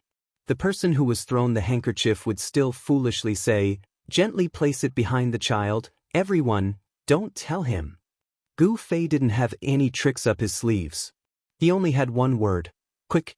When he disappeared from everyone's sight, he had already flashed behind someone. No one had time to react. Gu Fei didn't do much. He just pushed this person and casually gave him a sword. This was truly pushing someone into a pit of fire. Moreover, Gu Fei had chosen someone who looked like they didn't have much HP. Not only did he push him, but he also gave him a sword. He was afraid that the opponent's mage spells weren't strong enough to insta-kill this person. This person turned into a white light and disappeared in the flames of his own people. Seeing that one of their people had already died, the people in the circle felt a chill in their hearts. However, they quickly adjusted their mentality and continued to attack Gu Fei. Solitude Under the Moon didn't panic. He just silently counted in his heart, teleport once. According to the information they had gathered, Gu Fei could use spells 4 times. Exhausting Gu Fei's mana was the most effective method in Solitude Under the Moon's mind. Normally, sacrificing one's companions in PvP to exhaust a mage was a bit unjust. However, in this mercenary battle, there was no harm. There was no loss if one died. It was just that there would be a little less experience and other rewards. However, compared to the overall victory, this little sacrifice was not a big deal. Gu Fei stretched out his sword and swung it. Just now, an archer in the circle had fired a homing arrow. Now that the archer was chasing after him, Gu Fei stretched out his sword and flicked it. After that, he took a few steps back. The other party obviously thought that Gu Fei was running away. One of the thieves was very anxious. He had probably heard that Gu Fei was extremely fast and was afraid that he wouldn't be able to catch up if he ran away, so he immediately used sprinting to catch up. Good timing, Gu Fei thought to himself. Seeing that the thief was about to catch up to him, Gu Fei suddenly took a step forward instead of retreating. His body slanted to the side and he stretched out his leg. His hand also casually pushed the thief's back. Aya! The thief was tripped and pushed by Gu Fei, causing him to stumble. However, as a thief, he was very agile, so he wouldn't have fallen. However, at this moment he had already rushed out of the mountain. Suddenly, there was a large slope in front of him. Naturally, the thief couldn't stop himself and rolled down the mountain with a series of Aya. This cry echoed throughout the entire map. When the Han family young master heard this, he sent a message of concern. "What the hell are you doing now?" "I pushed someone down the mountain," Gu Fei replied calmly. The remaining 18 people were listening attentively to the scream and didn't move for a moment. "Get rid of him. Will he die if he's pushed down the mountain?" The Han family young master was dissatisfied. He said that he was giving Gu Fei a chance to challenge his limits, but in fact he wanted Gu Fei to kill these 20 people. He wanted to kill them completely. "Oh, I think he's dead," Gu Fei replied with a slight pity. The system had just sent a message. Child Elite Group had gained another point. This guy who had rolled down the mountain directly turned into white light. This bumpy journey had cost him a lot of suffering before he could finish his life. Gu Fei said that he might be a little cruel when he made a move, and what he said was true. Then continue to push him down the mountain. As long as he could kill him, the Han family young master didn't care how he died, because they were going to be busy over here. The team of 10 people who climbed the wall went down the wall and headed towards the bottom of the mountain. Finally, they found the Han family young master and the other 2 people standing at the side. The 10 people were naturally overjoyed, praising their boss for his accurate foresight. "You've been surrounded." One of the brothers might have watched too many Hong Kong movies. At this moment he was knocking an arrow and shouting at the 3 people as he advanced. "What are you shouting for? Just attack." Another person said in disdain. It was obvious that the 10 people were very relaxed and didn't take the 3 people seriously. Even the encirclement was just talk, but they didn't really surround them. What was there to surround? These 3 people weren't people with outstanding speed. If they wanted to run, they could just chase after them. A warrior, a cleric, and a knight might take some time to deal with them, but it was only a matter of time. The other party only had the warrior, who was a damage dealer, and couldn't wear down their strength at all. The 10 people proudly reported that they had found their targets in the channel and bragged about taking them down immediately. The 10 people each took out their weapons, chanting and releasing arrows as they launched their attacks. The archer's arrow bounced out first. Unscathed in battle took a step forward and didn't dodge. He took the arrow head-on. Behind him, the Han family young master cast regeneration to replenish his HP. "Brother, you also cast a blessing of stamina to increase unscathed in battle's physical defense. Fire trees 1,000 layers of flames." A mage chanted. He was about to set the 3 of them on fire when an arrow suddenly appeared out of nowhere and hit the mage right in the head. "Rise." The mage spat out the last word of his chant. The ground fire was already rising, but he was mercilessly killed by the sniper shot. Yutian Shenming was still the same. He always picked the weakest people to bully. Since the mage was already dead, the fire didn't cause any damage at all. The remaining 9 people were also thrown into a panic by the sudden appearance of the arrows. Suddenly, a shadow flashed by the side of the marsh. A person dashed down with a trail of dust, and the dagger in his hand stabbed at the enemy without hesitation. Unscathed in battle also launched an attack at this time. It was his best skill, charge, followed by whirlwind slash. He plunged into the enemy's formation and spun in circles. The arrows in the distance were still shooting one after another. The Han family young master cast regeneration on the side with ease. "Brother, you rushed into the formation and helped Sword Demon." Unscathed in battle was still spinning, and his own people couldn't get close. Black Index Finger obviously miscalculated. He thought that the opponents had split into 1, 2, or 3 people, but he didn't know that Sword Demon and Yutian Shenming had rushed out of the forest and escaped. After Gu Fei destroyed the eyes on the top of the mountain, he immediately turned around and came back here. Without the eyes on the top of the mountain to monitor them, the map was naturally free for them to run around. If it was said that they could kill time when facing a team of 3 or 10 people, it was a different story when facing 5 people.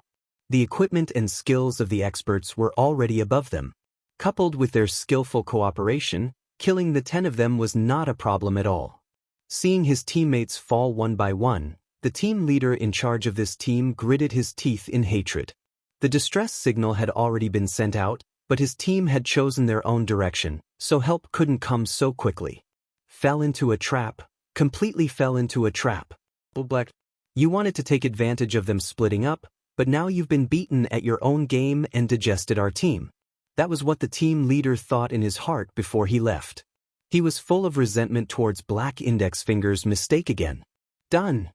Unscathed in battle, clapped his hands and put his sword back into his pocket. Qianli, how's it going? Han family young master sent a message to Gu Fei, but he didn't get a reply. Obviously, an intense battle had started, and he didn't have the time to talk nonsense with him. If Qianli just happened to kill all the people on the top of the mountain, it would be perfect. Han family young master sighed, but he knew that he couldn't ask for too much. It was already unbelievable for one person to fight 20 people alone, but he still wanted to kill all 20 people in an instant. How was that possible? The author of this article was very strict. Now that there are eyes on the top of the mountain, it's a little inconvenient to retreat, but the other people are probably arriving soon. Han family young master was thinking in his heart. Yutian Shinming, who had shot enough arrows from afar, rushed back to the bottomland and shouted to the others, "There are a few more over there, let's go and finish them." But the few of them climbed out of the bottomland and looked forward. There were 4 people who had already run to the foot of the mountain, but they stopped. Yo, it seems to be the main character. This is a big deal. Han family young master said delightedly. At the foot of the mountain were Black Index Finger and his 3 subordinates. They had planned to chase after Soliloquy under the moon to see how awesome Gu Fei, the legendary sorcerer, was. Suddenly, they received a report from their team that they had found 3 people on the other side, and they boasted that they had taken them down very quickly. However, before Black Index Finger could say a few words of encouragement, the other side suddenly cried for help. Although Black Index Finger and his men were halfway up the mountain, they happened to be not facing this direction, so they didn't know what was going on. As they went down the mountain, they hurried to the coordinates reported by the other side. As a result, they saw the points of the other side skyrocketing, and the number of people on their side dropping rapidly. Soon, the 10 people were all gone. Black Index Finger and his 3 subordinates had just reached the foot of the mountain. The people who had been sacrificed outside the battlefield finally sent a detailed report. The other side didn't have 3 people, but 5. They were very powerful, and 10 people couldn't handle them. Black Index Finger and his 3 subordinates immediately stopped. Black Index Finger considered himself an expert, but he didn't think that he was a heaven-defying expert. They had already investigated the backgrounds of the child elite group. Sword Demon, Unscathed in Battle, Yutian Shinming, and Brother Yu. Elite group, true to its name. There were 5 people on the other side, for experts, and one of them was the team leader. They definitely weren't weak. But what about him? For people. I'm considered an expert, but these 3 can't compare to me. Black Index Finger thought shamelessly. Confidence couldn't be eaten at a time like this, so Black Index Finger stopped advancing and urged the other teams to hurry up. However, he didn't go in, but the 5 people from the child elite group had already taken the initiative to move out. After the 5 people got out of the bottomland, they strode toward the 4 people.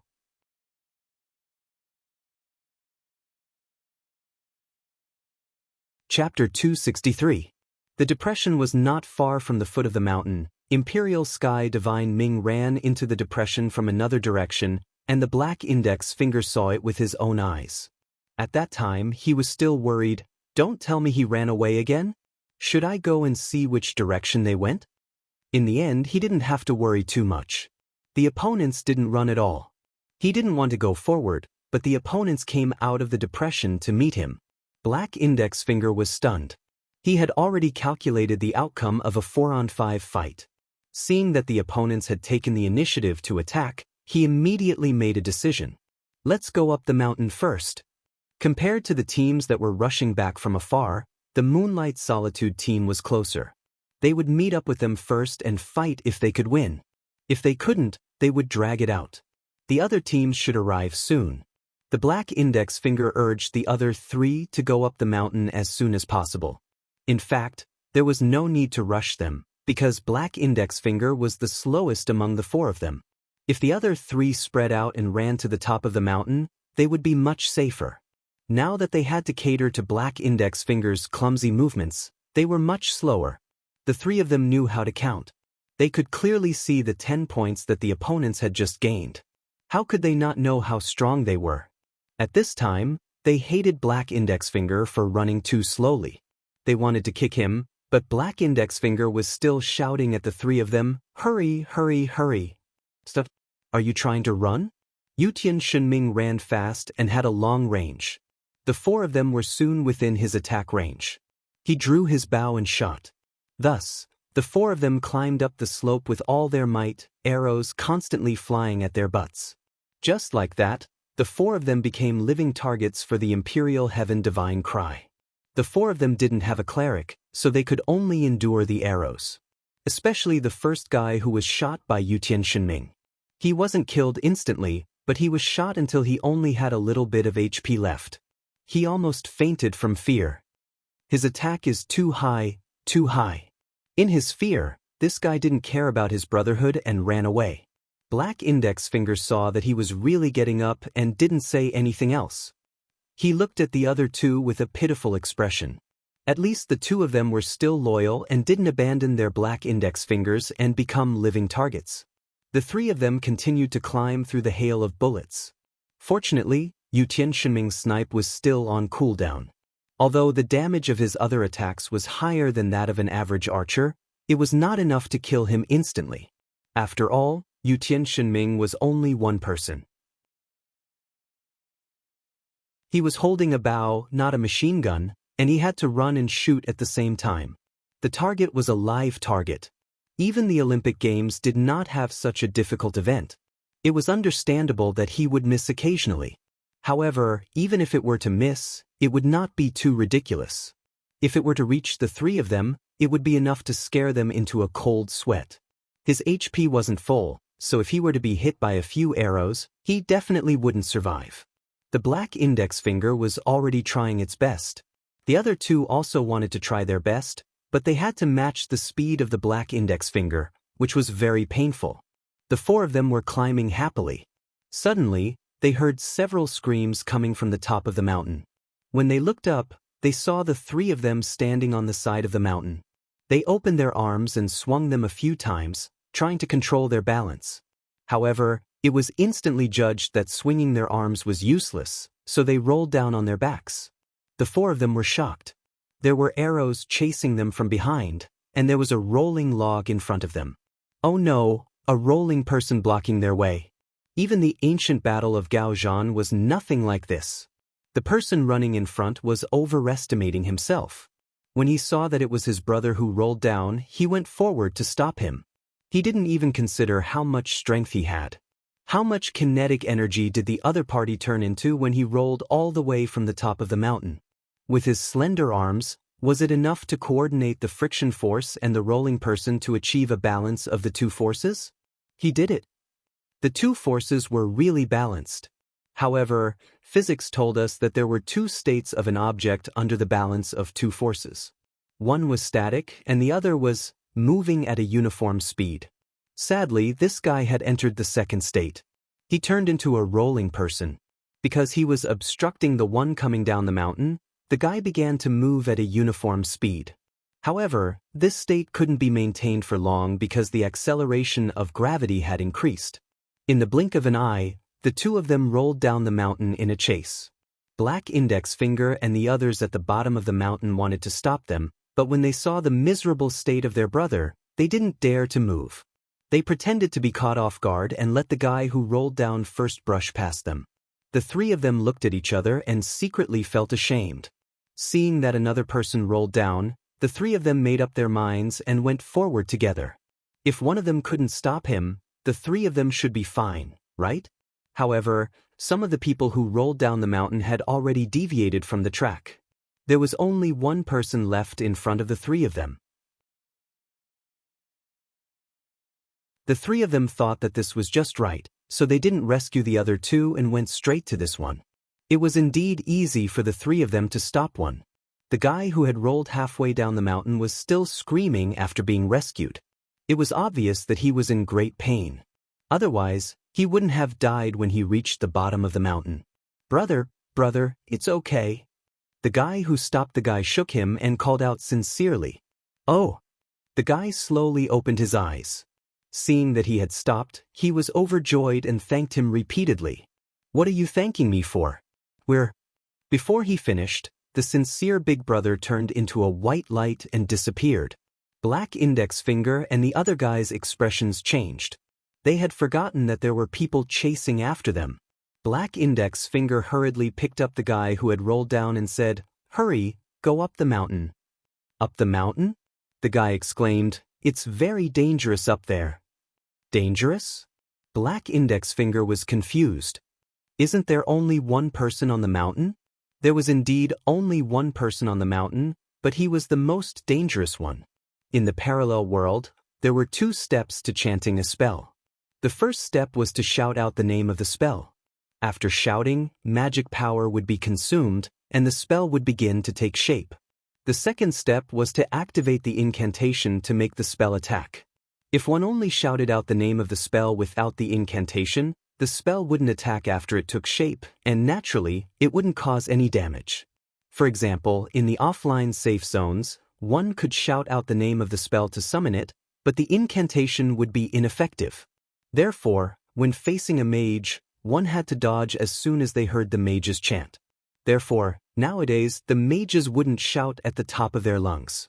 Instead, they whispered to each other and carefully spat out the incantation as if they were whispering sweet nothings. They sounded extremely gentle, but the destructive power of the spell was exactly the same.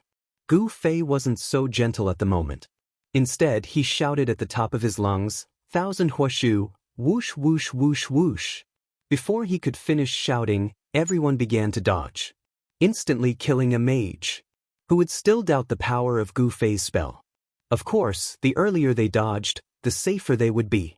Their eyes were fixed on the direction Gu Fei was pointing at, and they realized that it was the center of the mountain.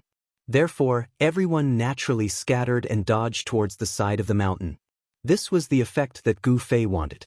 He had originally planned to only shout half of the incantation, so he immediately changed directions and teleported to the side of the mountain. The 3 mages were caught off guard, and just like that, they were pushed down by Gu Fei, resulting in the scene just now. 2 teleportations and 1 dual flame flash. Solitude under the moon calculated as his heart thumped wildly. If it wasn't for the fact that Gu Fei had a problem with magic power, if he could use it endlessly, 20 people? Perhaps even 30 people would be wiped out by him, right? Moonlight's Solitude could not understand how this person could react so quickly. Any attack would be dodged by him without any hesitation, and no one could block or dodge his counterattack. Up to this point in the battle with Gu Fei, 1 person had been pushed down the mountain, 3 people had been killed with a dual flame flash, and 3 people had been pushed down the mountain. During this time, he had shouted the 1,000 huoshu flames, but afterwards, he found out that it was just a bluff. Of the 20 people at the top of the mountain, only 13 remained. However, Gu Fei only had enough magic power left to use dual flame flash once or teleport once. Solitude under the moon was able to keep his composure and ordered everyone, "Don't panic. His incantation time is very long. There's still time to slowly dodge after he finishes chanting." The Black Hand mercenary group had warned them about Gu Fei's weakness many times, but with his reputation for killing mages in an instant, not many people could face him so calmly in real combat. Dodging as soon as they heard the incantation was already a conditioned reflex reaction. They had long forgotten about being slow or not. At this time, the opponent had indeed recognized Gu Fei's weakness. Solitude under the moon had experience fighting against Gu Fei, so they had been standing in different positions. Gu Fei had taken advantage of the opportunity to kill 3 people with a dual flame flash, so there was no way he could do it a second time. It seemed that the cruel method of using a lip-syncing spell to lure everyone to the side of the mountain and then push them down had been seen through. "One more spell. What will he use?" Solitude under the moon stared at Gu Fei. "He won't teleport next to me and push me down the mountain, will he?" Solitude under the moon glanced behind him. Although he knew that he was still a long way from the side of the mountain, he still felt a chill down his spine. Everyone else's mentality was the same as Solitude under the moon. In a situation where they had the advantage in numbers, They wanted to see what Gu Fei would do first. Gu Fei was still smiling calmly like when Solitude Under the Moon had come up the mountain. He clearly held the initiative because the situation had always been under his control. Pushing people down the mountain, dual flame flash, 3 in a second, unpredictable teleportation. Everything that Gu Fei had done, the opponents had no choice but to be on guard. At this time, no one dared to get too close to the side of the mountain. Everyone stood in different positions and stared at Gu Fei, afraid that he would disappear behind them. If there were 20 people, it would be quite crowded at the top of the mountain. Now that there were 13 people, it should be enough. Gu Fei thought quietly. Suddenly, he took a step forward and took the initiative to attack again.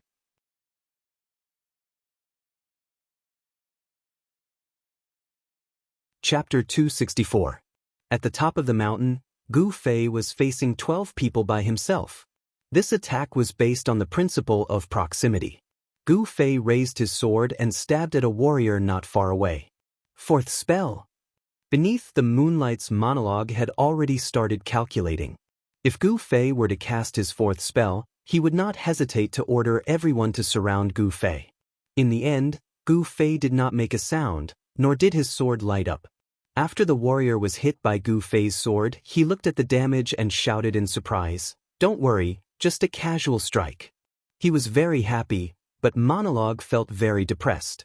He wished that Gu Fei could instantly kill this warrior with a dual flame flash. Now that he was worried about Gu Fei's last spell, if they surrounded him, a dual flame flash would instantly kill them. The warrior's casual words made Monologue feel depressed, but it made Gu Fei even more furious. The Gu clan's exquisite swordsmanship was called a casual strike by the opponent. Just a random sword strike. Why don't you dodge for me to see? Gu Fei's face was full of tears. These players were too unprofessional. They only knew how to say that his attack was abnormal and that he could instantly kill mages. Did none of them notice that no one could dodge his attacks? Even if he wanted to instantly kill a mage, he had to hit them first, right? If he had the ability to dodge, then what was the point of having a high attack? For example, like me, as Gu Fei thought about it, he dodged the warrior's backhand axe. This kind of careless attack was full of flaws in Gu Fei's eyes. If it was a real battle, Gu Fei could really cripple him with a casual strike. Unfortunately, this was a game. Gu Fei had already stabbed him 3 times, but this guy was still very proud of himself, swinging his axe and slashing at Gu Fei. His slashes were quite beautiful. This kid can't bear to use spells anymore. Idiot! Moonlight Solitude cursed inwardly.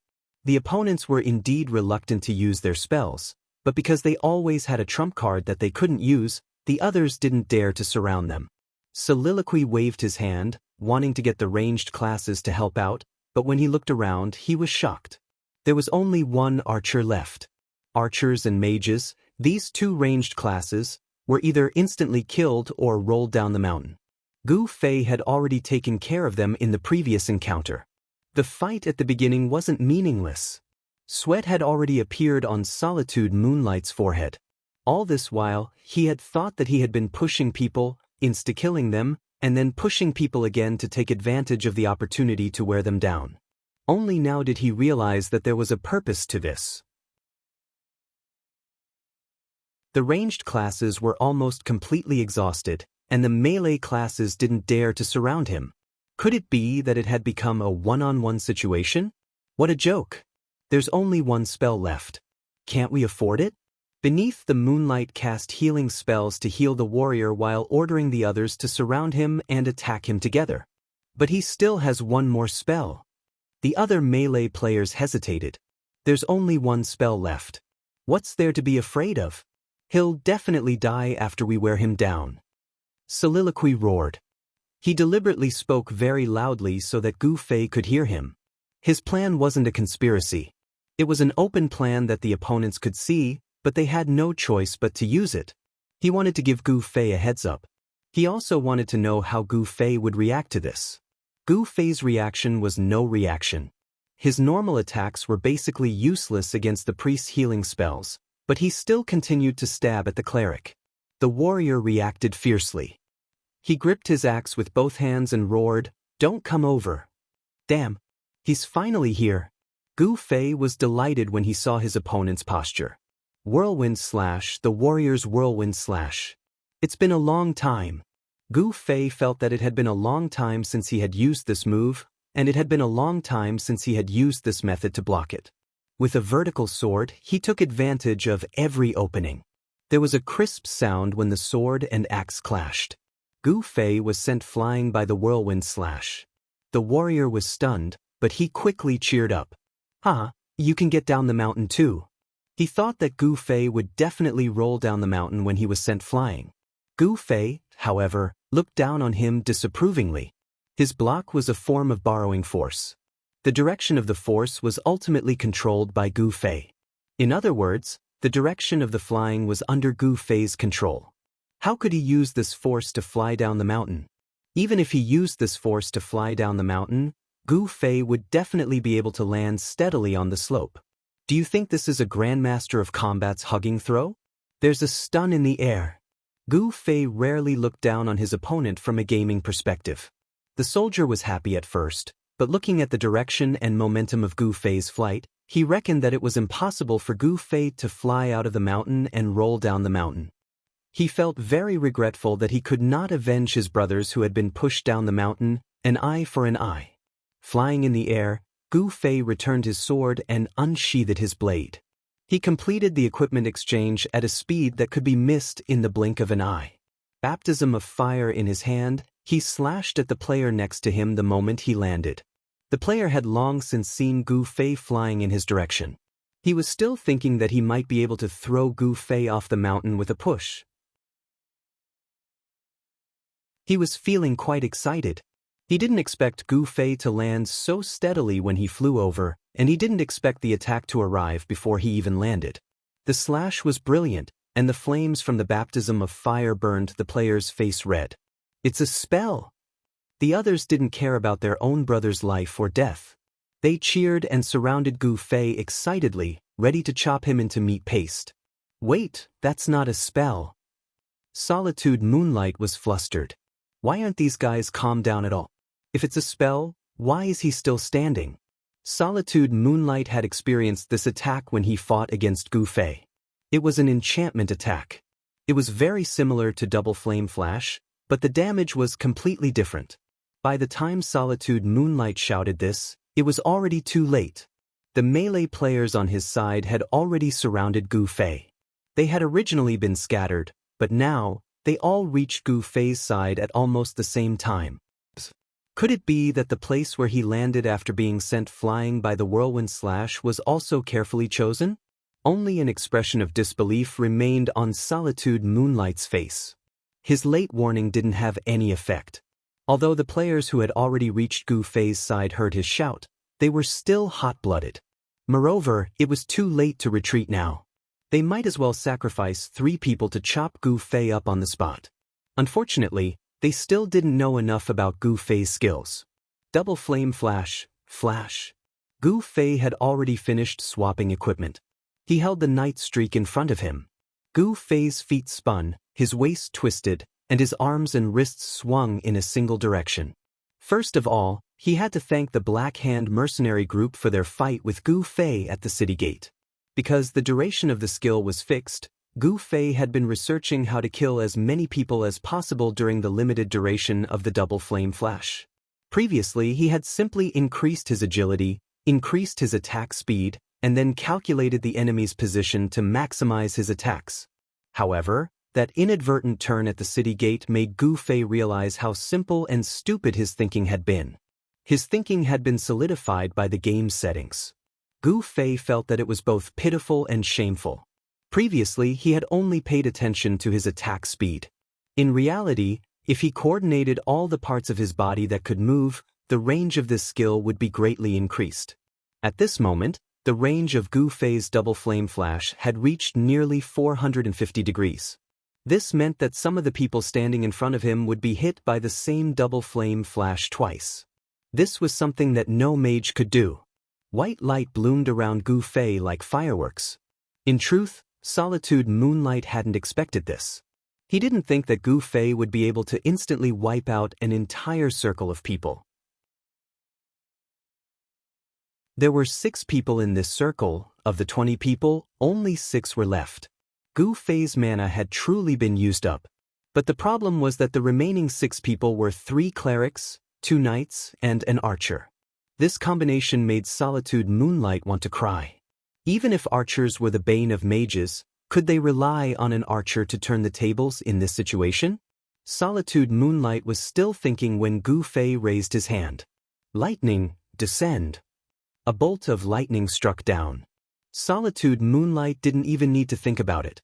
The archer had already been killed by Gu Fei's lightning. After using 4 of his ultimate skills, Gu Fei still had a bit of extra mana left. He could choose between fireball or lightning. Lightning was a level 40 class advancement skill. Combined with Gu Fei's overpowered equipment, he could easily insta-kill a low health class. 3 priests and 2 knights, the 2 classes that were said to be the weakest in the parallel world, were placed right in front of Gu Fei. Gu Fei didn't show any mercy. The challenge that the Han family young master had given him hadn't ended yet. After switching weapons again, Gu Fei brandished Baptism of Flames and charged at Solitude Moonlight.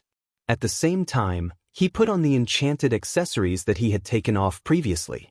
It could be said that Gu Fei had put in a lot of effort in order to lure the enemy.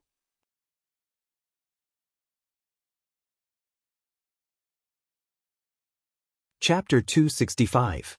Of course, Monologue couldn't withstand Gu Fei's attacks. He could only rely on his 2 cleric companions to heal him from time to time. Learning from their previous battle with Gu Fei, the 2 clerics stood far away from Gu Fei to prevent Gu Fei from interrupting their skills. The 2 knights each cast a power blessing on themselves. At times like this, knights were better than clerics in terms of combat power. Unfortunately, they couldn't pose much of a threat to Gu Fei. Gu Fei was no longer focused on Monologue. From time to time, he would turn around and attack the 2 knights. It seemed like the 3 of them had surrounded Gu Fei, but the 3 of them were the ones who were flustered. It could be said that this was the most useless encirclement in history. Only Monologue knew how he felt. At this moment, he was annoyed and shocked by the black index finger halfway up the mountain. He had already climbed up the mountain for quite some time. He was already 2/3 of the way up. This warrior's movement speed was truly terrifying. Among the pursuers, Sword Demon and Yutian Shinming were getting closer and closer. This wasn't the scariest part. The scariest part was that as Monologue climbed up the mountain, his opponent's points kept rising. There were a total of 6 opponents. 5 of them were right behind him, and only 1 wasn't right under his nose. It was needless to say who had earned these points. At first, Monologue was still in a daze. Suddenly, his opponent's points increased by another 6. Monologue's footsteps stopped. He felt more and more like he had escaped from a sea of suffering and jumped into a pit of fire. What kind of realization was this? Wasn't it too valiant? Monologue, how many people do you have up there? Monologue sent a message. His opponent's points had increased by 1. Monologue looked at the number of people on his side. In fact, he already knew how many people had died, but he couldn't believe it. 5. Although Solitude Moonlight was in the middle of a battle, and he was very willing to dodge Gu Fei's attacks, there was no point in dodging. So, he simply replied to the black index finger. How could this be? The black index finger was stunned. Black index finger had no doubt that he could finish off the remaining 5 before he reached the top of the mountain. After that, wouldn't the 3 of them die in vain? Ouch! Just as he was thinking about it, a fellow beside him shouted out again. He suddenly stopped, and the Imperial Sky Divine cry immediately accurately hit the target. Old Black, what should we do? This person was extremely anxious. He knew that there were wolves in front of him and tigers behind him, but he still had to make a choice, right? At this moment, they were neither advancing nor retreating. The arrows behind them were still shooting. The 3 of them were swaying left and right to dodge the arrows halfway up the mountain. At first glance, they looked quite happy. Black Index Finger gazed into the distance. He could see that some of his own teams were rushing over, but they were definitely not as fast as the guys behind them. Just as he was hesitating, Soliloquy sent another message. Where you guys, old black? Is anyone coming over? Monologue realized that he was really out of his mind. When he was down to 12 people, he still hadn't thought about calling for reinforcements. He was still hoping to exhaust the last quarter of Gu Fei's mana before taking him down. In the end, he ended up like this. Black Index Finger had also chased them up the mountain. He didn't know about this. I'm halfway up the mountain, Black Index Finger replied. Hurry up and come up.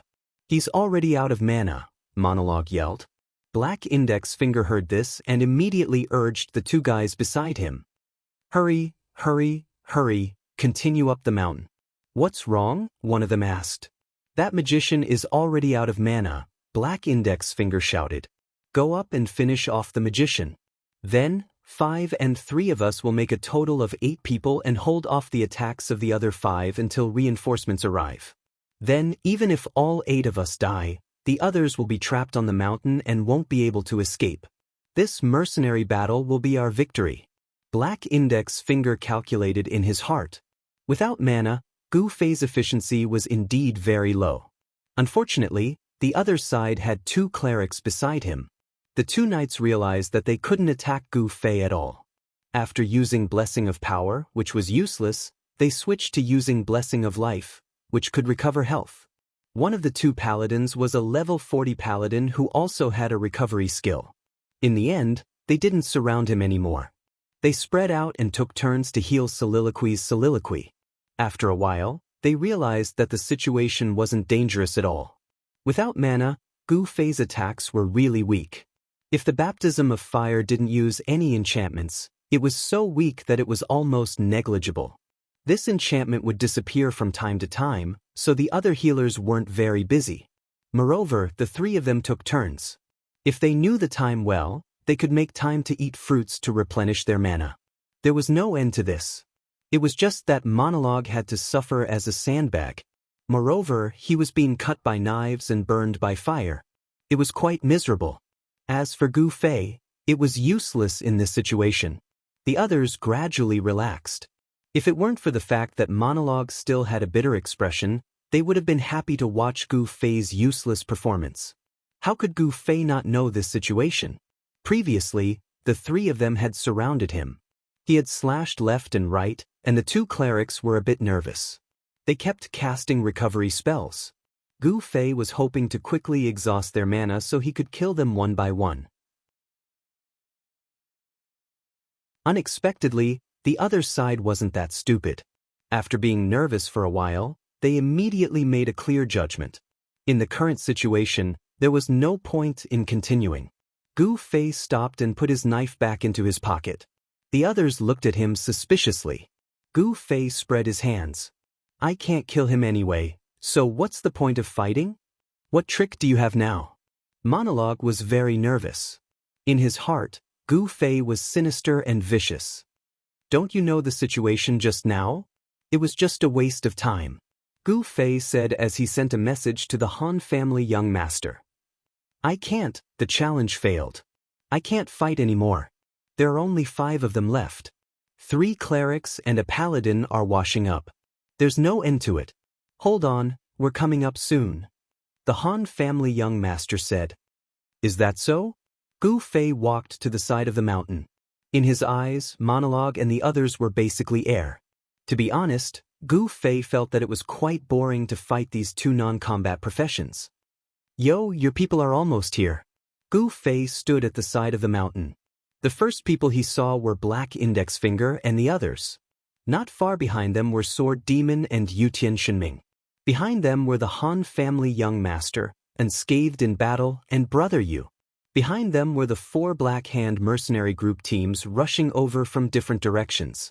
At this time, Gu Fei was casually standing on the side of the mountain. This was really a great temptation. One of the opposing knights was startled for a moment, then immediately tiptoed behind Gu Fei.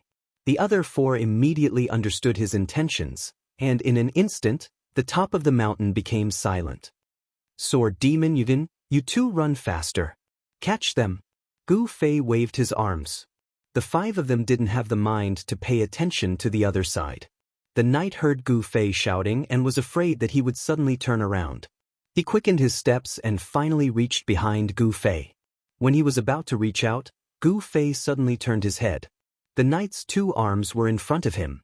When he saw that Gu Fei had turned around, he didn't care anymore and fiercely pushed towards Gu Fei. But Gu Fei's turning around wasn't a coincidence. He quickly reached out and grabbed one of the knight's arms, pulling him forward. But then again, the knight only wanted to push Gu Fei down.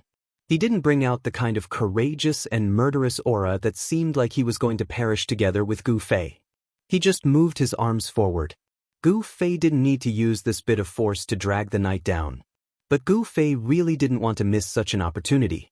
While his hands were working hard, his legs were also tripping. There weren't many wrestling techniques in Kung Fu, but Gu Fei had used all that he could think of. It was no exaggeration to say that Gu Fei's fall was very sloppy. It wasn't elegant at all. It even looked a bit like a hoodlum. But no matter what, the knight was finally taken down by him. Yes, he was taken down. Taken was the most appropriate description. Even Gu Fei himself was too embarrassed to agree. What was even more tragic was that their scuffle was seen by the people who were chasing up the mountain. They were all dumbfounded and guessed what kind of fierce battle was going on at the top of the mountain. Even such a shameless fight had happened. But the other 4 people on the mountain received great inspiration from this fight. Solitude under the moonlight had an idea, and he quickly shouted at the 3 people, "He can't do any damage now. Grab him and throw him down." Gu Fei was stunned when he heard this. Indeed, there was such a shameless fighting style in this enemy. It often appeared on the side with the advantage in numbers. They would endure the opponent's attacks and then capture the opponent at close range. When Gu Fei fought with the Uncheng Mutsu's people outside the revival point, the opponent had hesitated on whether or not to use this fighting style. After all, this fighting style was seen by the players as very unskillful and shameless fighting style. Whoever really used it would be regarded as trash. The more experts in the later stages of the game, the stronger this thought was. But as the saying went, even a rabbit would bite when it was cornered. Solitude under the moonlight and the others had been bullied by Gu Fei to this extent. Who cared if they were graceful or skillful?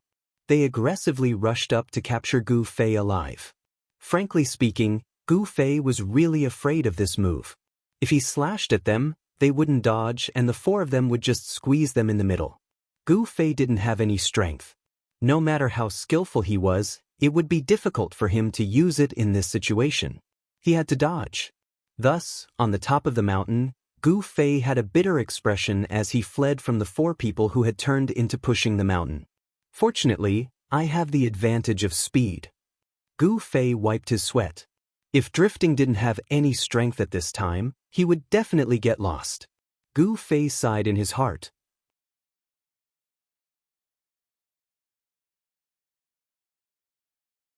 Chapter 266. Black Index Finger had already stopped once in the mountains. By the time he reached the top of the mountain, he froze once again. There wasn't much space on the top of the mountain.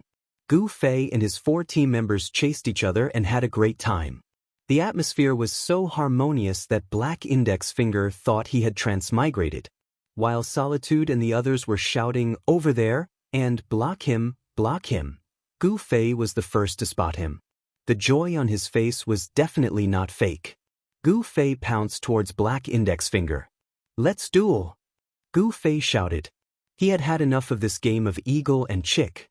Before Black Index Finger could react, Gu Fei, who was charging at him, had already raised his hand and stabbed him. Black Index Finger jumped in fright. He thought that he was going to be instantly killed by Dual Flame Flash. But when he saw his health drop, he calmed down.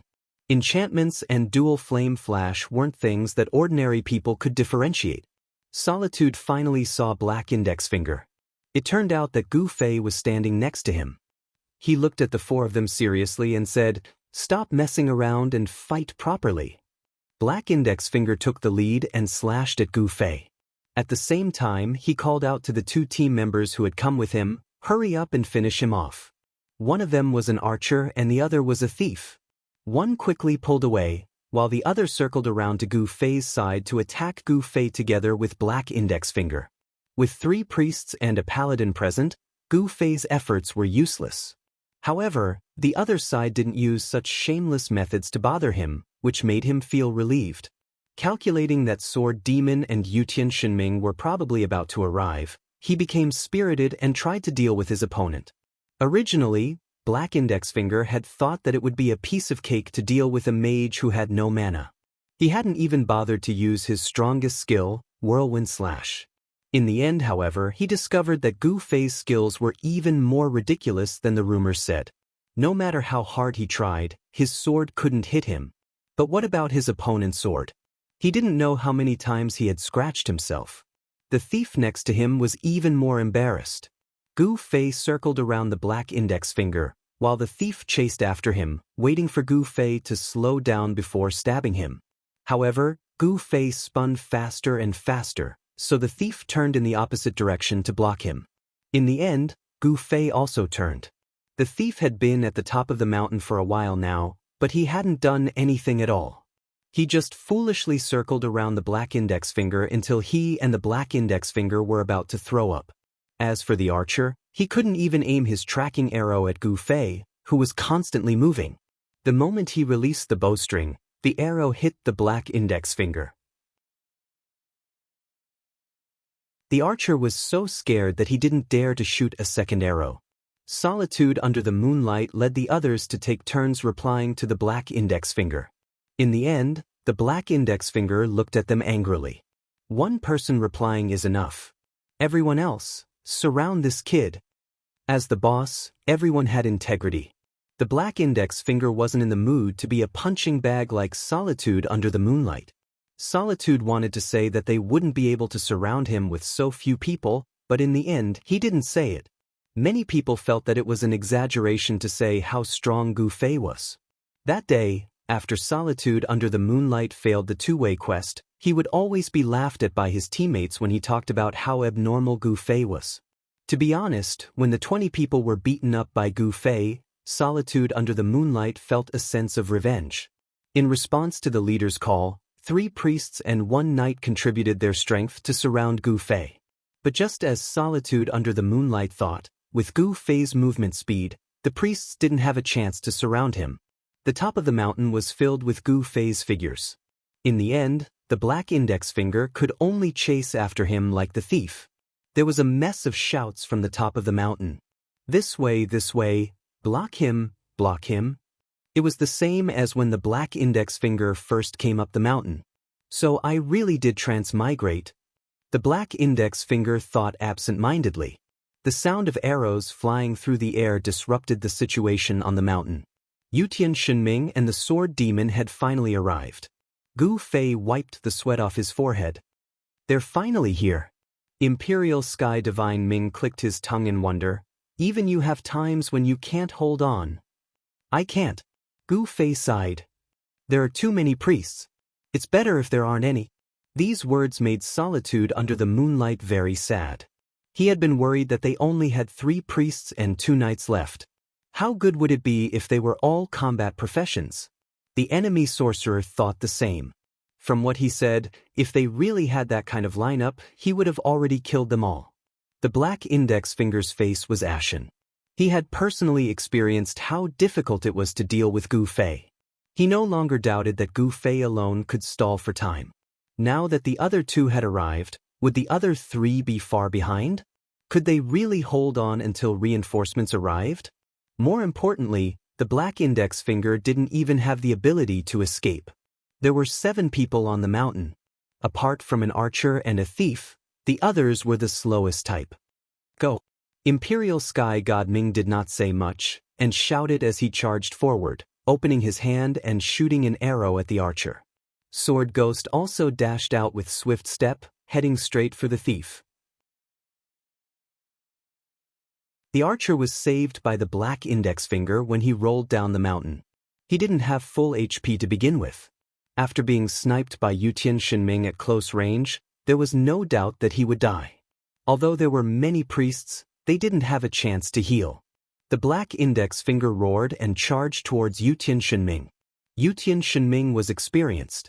As soon as he saw the black index fingers, he screamed and dodged to the side. The black index finger charged to his side and stretched out his hand to use Whirlwind Slash. This was a combo skill that all warriors had to know how to use.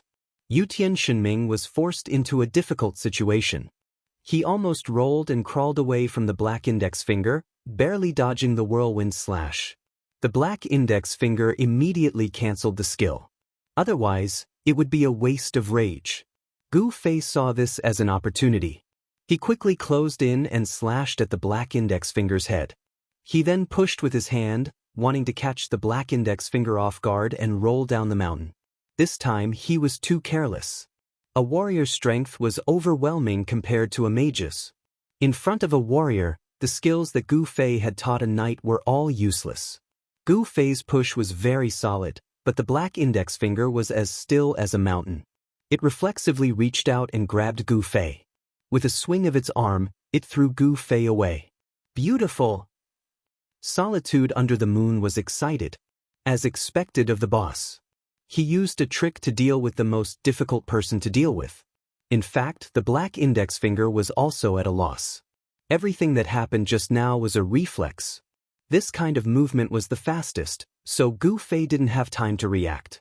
In the game, adding points to agility was very obvious in terms of movement speed, but it wasn't that exaggerated in terms of attack speed.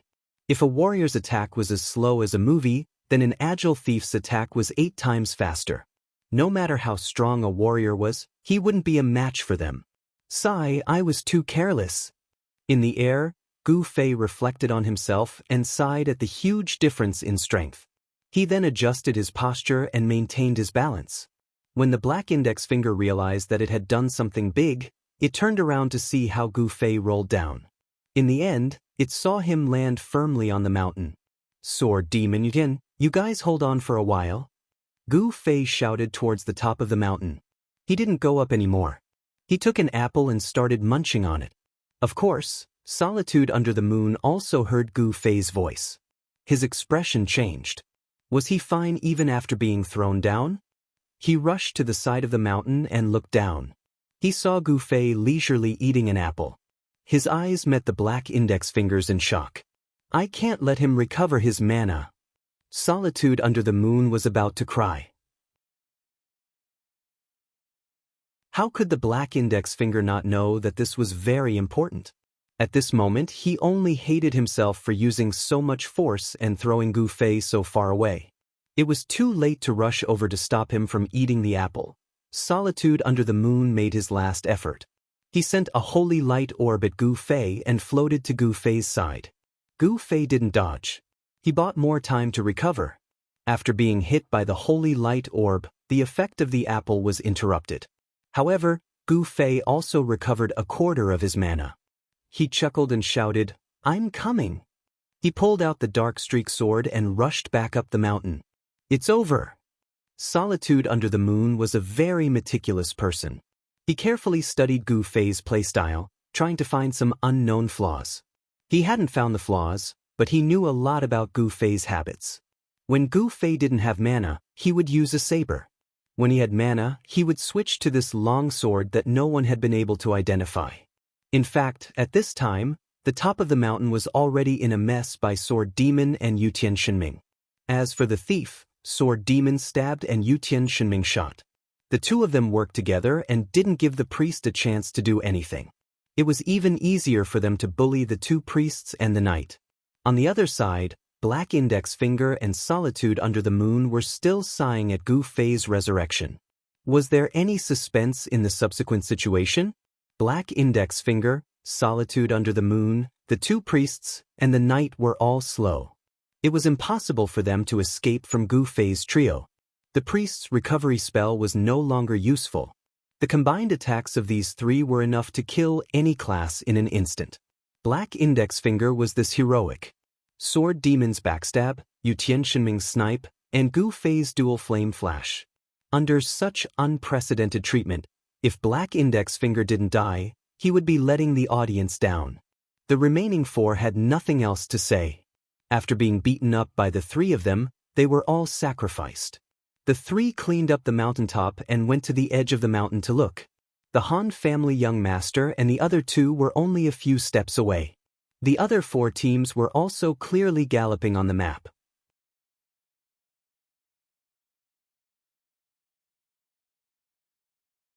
Chapter 267. The top of the mountain had already been cleared. Han family young master and the other two quickly arrived at the top. "Comrades, you've worked hard." Han family young master smiled at the three of them. Pfft. No one paid attention to him. Gu Fei looked at him and really wanted to push him down.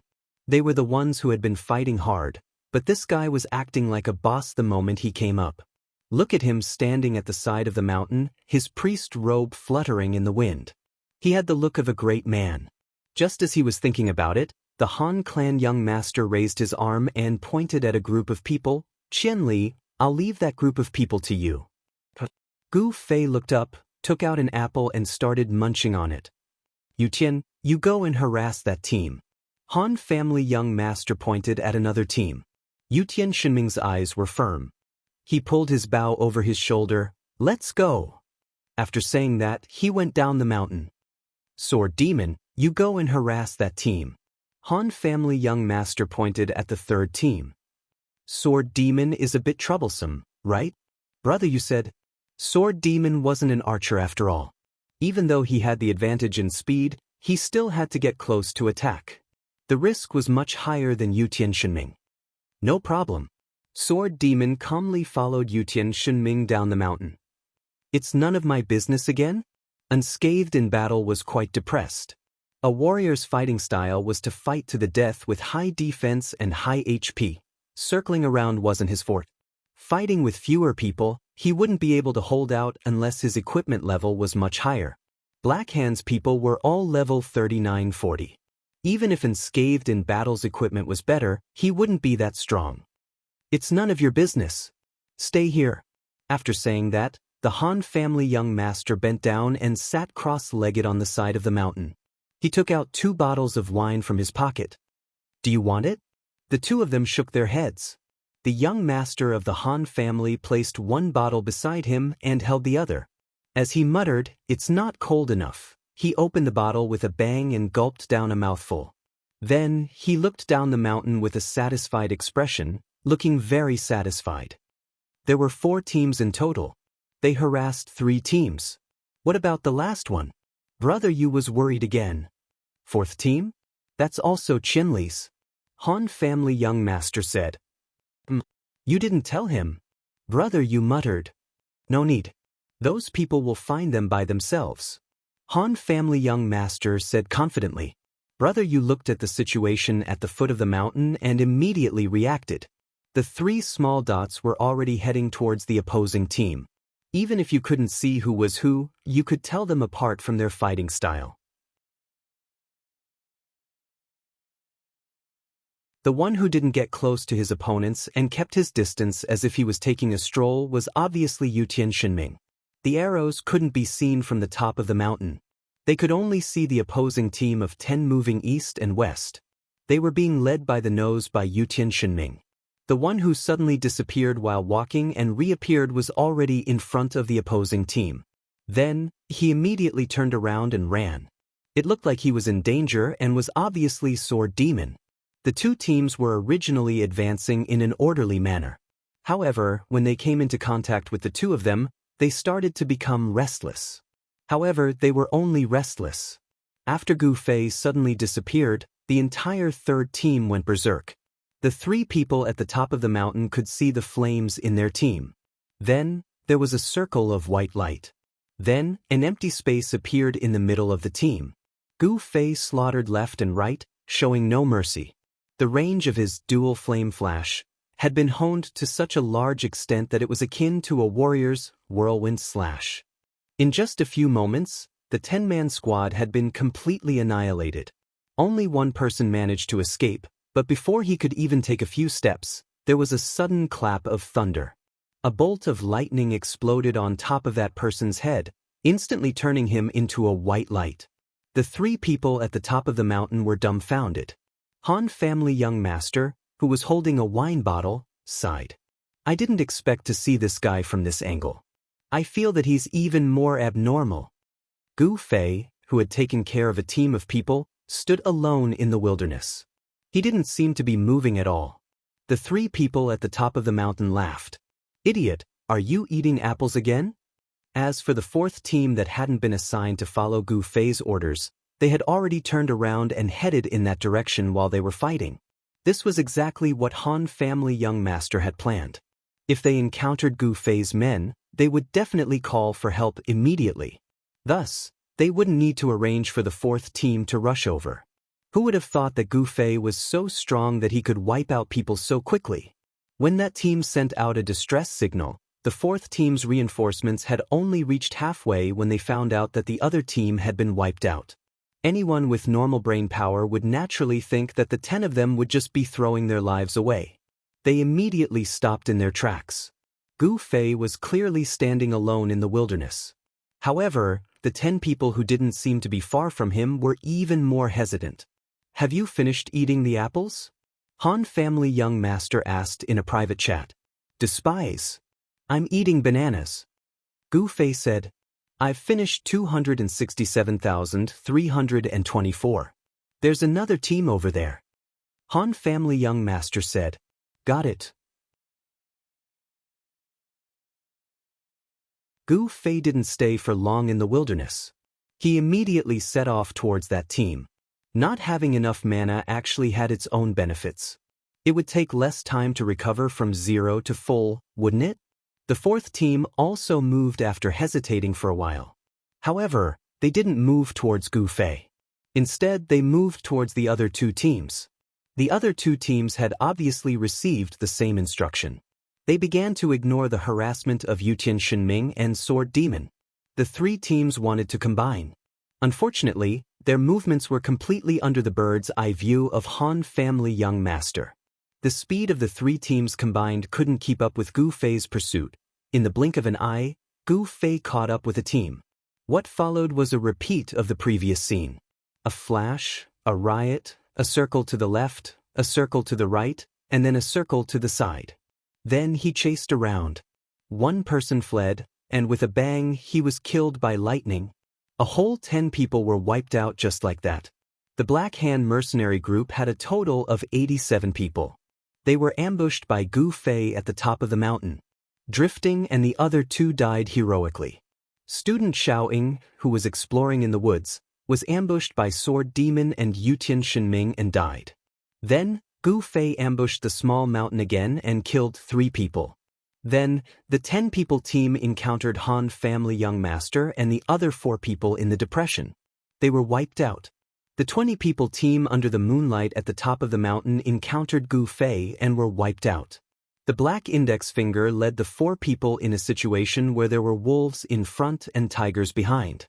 They were helpless and jumped into the fire pit, which was equivalent to self-immolation. After that, the child elite group had complete control of the situation. The Han family young master and the other 2 stayed at the highest point while the other 3 went down the mountain to harass them. Gu Fei personally killed 2 teams of 20 people.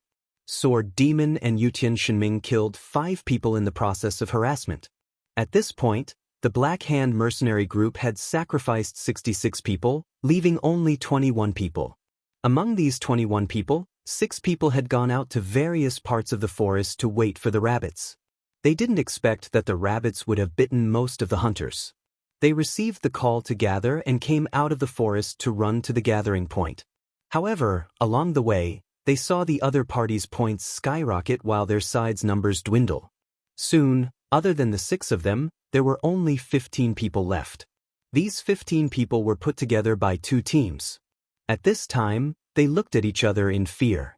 The mercenary group channel was also silent at this time. Before the battle, everyone was still thinking about how to find this group of rats who were hiding everywhere and how to surround and intercept them when they escaped. Who would have thought that they would fall into such a situation? If this situation continued, the other party would not only win, but they would also win completely. Black Index Finger, who was already out of the battlefield, gritted his teeth. Everyone disperse, let them find them. drag it until the end of the competition, don't let them get perfect. According to the rules of the match, the requirement to obtain perfect was to defeat all of the opponents without losing a single person in the match. If the match dragged on until the end of the match, the system would determine the winner based on points. Obviously, it was impossible to obtain perfect. Not only would the winning party get more experience and money, but what made the losing party suffer was that the system would broadcast this as an honor in the system channel. Mercenary groups could be said to be business groups that relied on their own strength to seek profits. Losing to the 6 people of the child elite group was already embarrassing enough. Now that they got perfect, would the Black Hand mercenary group still have the face to use the name of the number 1 mercenary group in Cloud City to attract business? The people who were still on the map immediately scattered and ran all over the map. Thinking that the other party only had 6 people and they had 21 people, if they scattered to 21 corners, the other party would find them one by one. It would take some time, so they would let them have a taste of their disgusting kiting tactics. The Black Hand mercenary group had now fallen to the point where they could not get perfect to experience the joy of victory. Unfortunately, there was the map killer Han family young master, sitting at the highest point of the map. With a sip of wine and a set of coordinates, the 3 people at the foot of the mountain used the most concise and effective route to pursue their opponents. Even Zhan Wushang had a chance to show off at this moment. He ran down the mountain and asked the young master of the Han clan to point out a slow target for him. The goal of the Black Hand mercenary group in the beginning was to try their best not to split up and try their best to form a group and a unit. But at the end of the competition, they actually split up. Each person was a unit. This couldn't be said to be a great irony. Everyone at the foot of the mountain ran around like headless chickens, but the people chasing after them had the effective command of Han family young master. They first killed those who tried to hide in the forest, then went to chase after those who ran around. With a clear command and fierce speed, how could the chase not be successful? The points of the child elite group rose all the way and finally reached 86, just 1 point away from the perfect score. There's still one that hasn't appeared yet. According to the analysis of the situation where they have people in each forest, this person should be in the forest on the 145,421 side. Han family young master said. Gu Fei, who had rushed and killed for the whole night, felt that something was missing. He opened his friend's list and sent a message to Shi Xiaoyan. Hey, there's still one left. It can't be you, right? Hee, you guys are really strong. Where are you? Come out yourself, don't waste time. Okay, come over, I'll fight you one-on-one. Shi Xiaotian said. There's a conspiracy, Gu Fei said. Are you scared? Where? 398,137. Shi Xiaotian said. Hee, young master also has times where he makes a mistake. This is completely opposite the direction you said, Gu Fei said as he headed in that direction.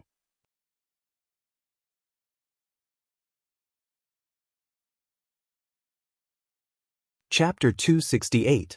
As Gu Fei walked towards the direction Shi Xiaotian mentioned, he sent a message in the channel. The last person isn't at the place you mentioned. I know where she is. I'll go and settle her. A girl. Everyone had their own strengths.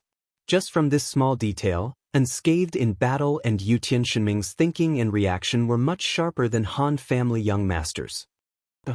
Gu Fei answered vaguely. Is she a beauty? The 2 of them jumped and asked. Yes. Gu Fei had to admit this.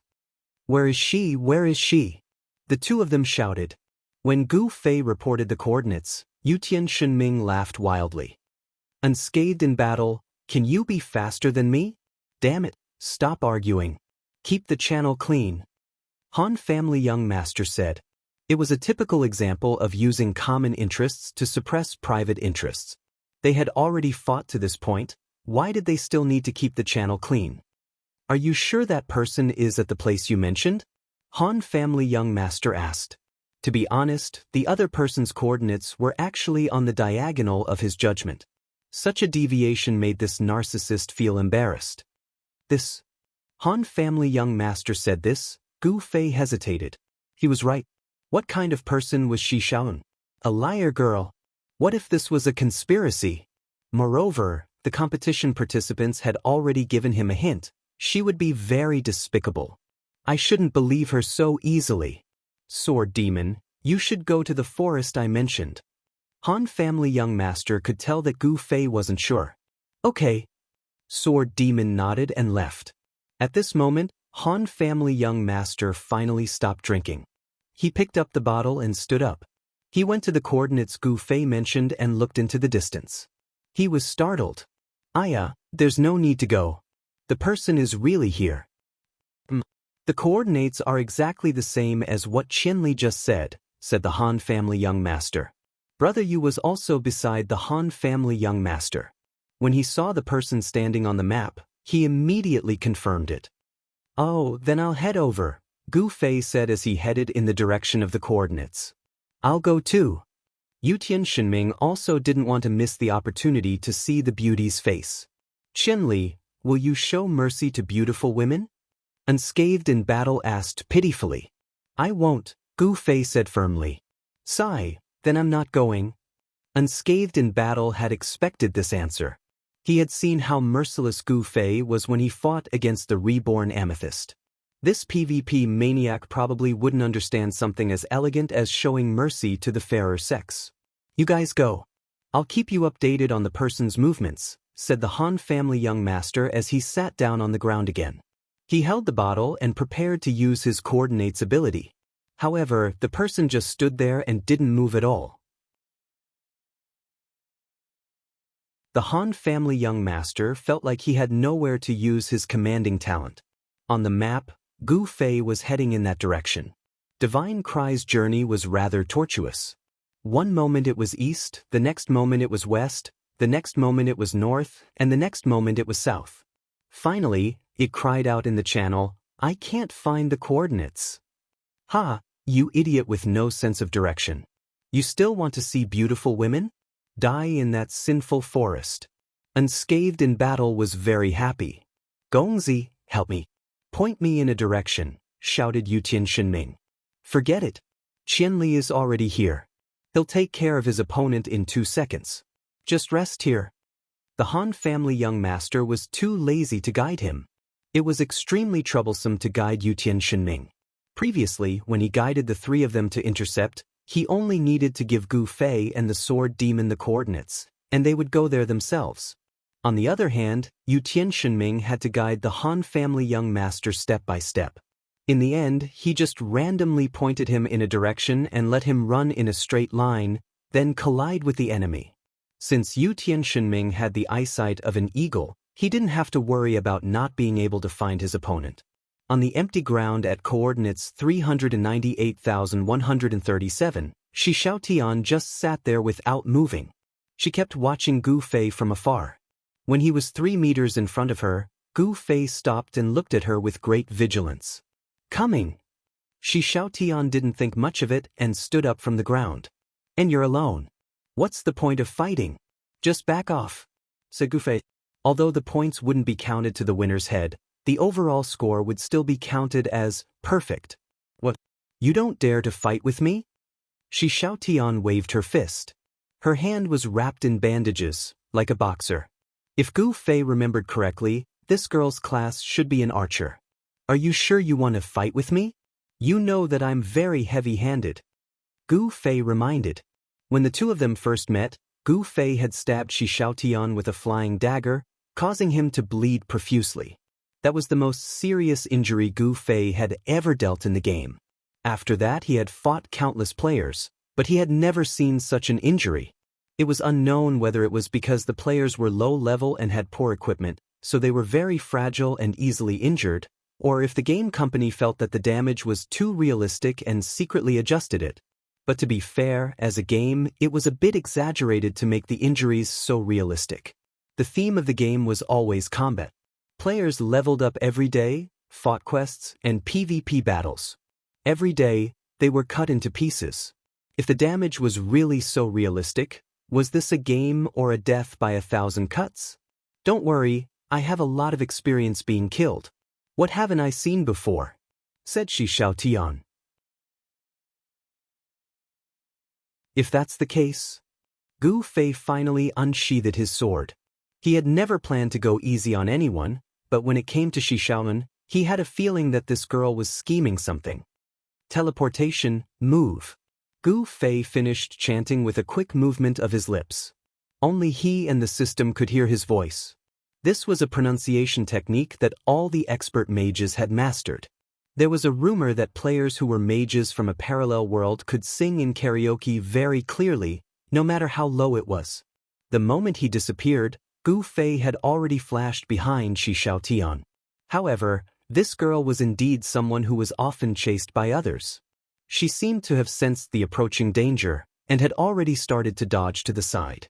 At the same time, she happily turned around and shouted, "Ha, you fell into my trap." She didn't finish her sentence because she saw Gu Fei's sword poking into the ground behind her. The trap she had placed there had indeed popped up, but it was clipped onto Gu Fei's sword. Gu Fei was also smiling at her. "The number of times you've died definitely can't compare to the number of times I've killed people." As he said this, he picked up his sword and wiped off the trap clip. "Just based on the fact that you're level 40, what rich experience of being killed. You're lying again, aren't you?" said Gu Fei. "TSK, you saw through me again." Shi Xiaotian was still quite calm. "Your movements are very slow. I remember that you used to be very agile. How did you become so slow?" said Gu Fei. "You can tell with just 2 steps, exclaimed Shi Xiaotian. "Of course, I'm a professional," said Gu Fei. "You really are amazing. Even more amazing than the legends say." Shi Xiaotian sighed. "You flatter me. What kind of trick are you trying to pull?" Gu Fei felt that there was more and more to this. Shi Xiaotian couldn't have called him over just because she thought that the trap behind her would be enough to take him down, right? Even if Gu Fei had stepped on the trap, this hunting trap only restricted movement. Those who fell into the trap could still attack. Just based on how slow Shi Xiaotian had been dodging, Gu Fei felt that 2 slashes would be enough. "Hee, why don't you guess?" Shi Xiaotian said with a smile. "Forget it. It's getting late, let's end this." Gu Fei raised his long sword and suddenly dashed in front of Shi Xiaoyan. Shi Xiaotian wanted to dodge, but her movements were really slow today. Gu Fei didn't want to guess anymore. He silently chanted dual flame flash, and very seriously slashed down, not leaving any room for maneuver. White light. Gu Fei had never seen an archer that couldn't be instantly killed after using dual flame flash. Shi Xiaotian was no exception. But almost at the same time, Gu Fei suddenly felt that the range of the white light was expanding, and in a flash, it had already enveloped him. What was going on? Gu Fei was shocked to find that his HP had already rapidly dropped to 0. In the white light, Shi Xiaotian made a pistol with her right hand and pointed it at Gu Fei. She closed her eyes and took aim. "Baiyu!" Shi Xiaoyan disappeared. Gu Fei also disappeared with a stomach full of doubt and confusion. The last 5 people on the map received this notification at the same time and were all startled. "What kind of witch is this?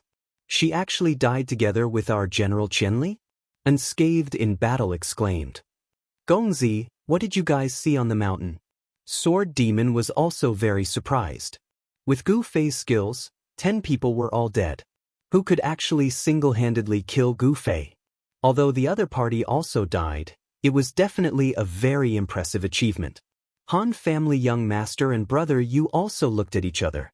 Frankly speaking, the 2 of them were just chatting and didn't look in that direction carefully, so they didn't notice any movement at all. From what Qianli said, that person knew him, right? Was it because of this that he was plotted against? Brother, you guessed. Han family young master threw the wine bottle down the mountain. The system had already started to calculate the results. Because of Gu Fei's death, it was obvious that Child Elite Group wouldn't be able to get perfect. Brother Yu saw that Han family young master seemed to be very unhappy and quickly comforted him. "It's okay. The rules of the system said that perfect only affects ordinary experience and monetary rewards. The other rewards are completely unaffected by perfect." Han family young master seemed to not hear Brother Yu's words. Looking at the direction where the 2 people disappeared, he said angrily, "Too useless, dropping the ball at such a crucial moment."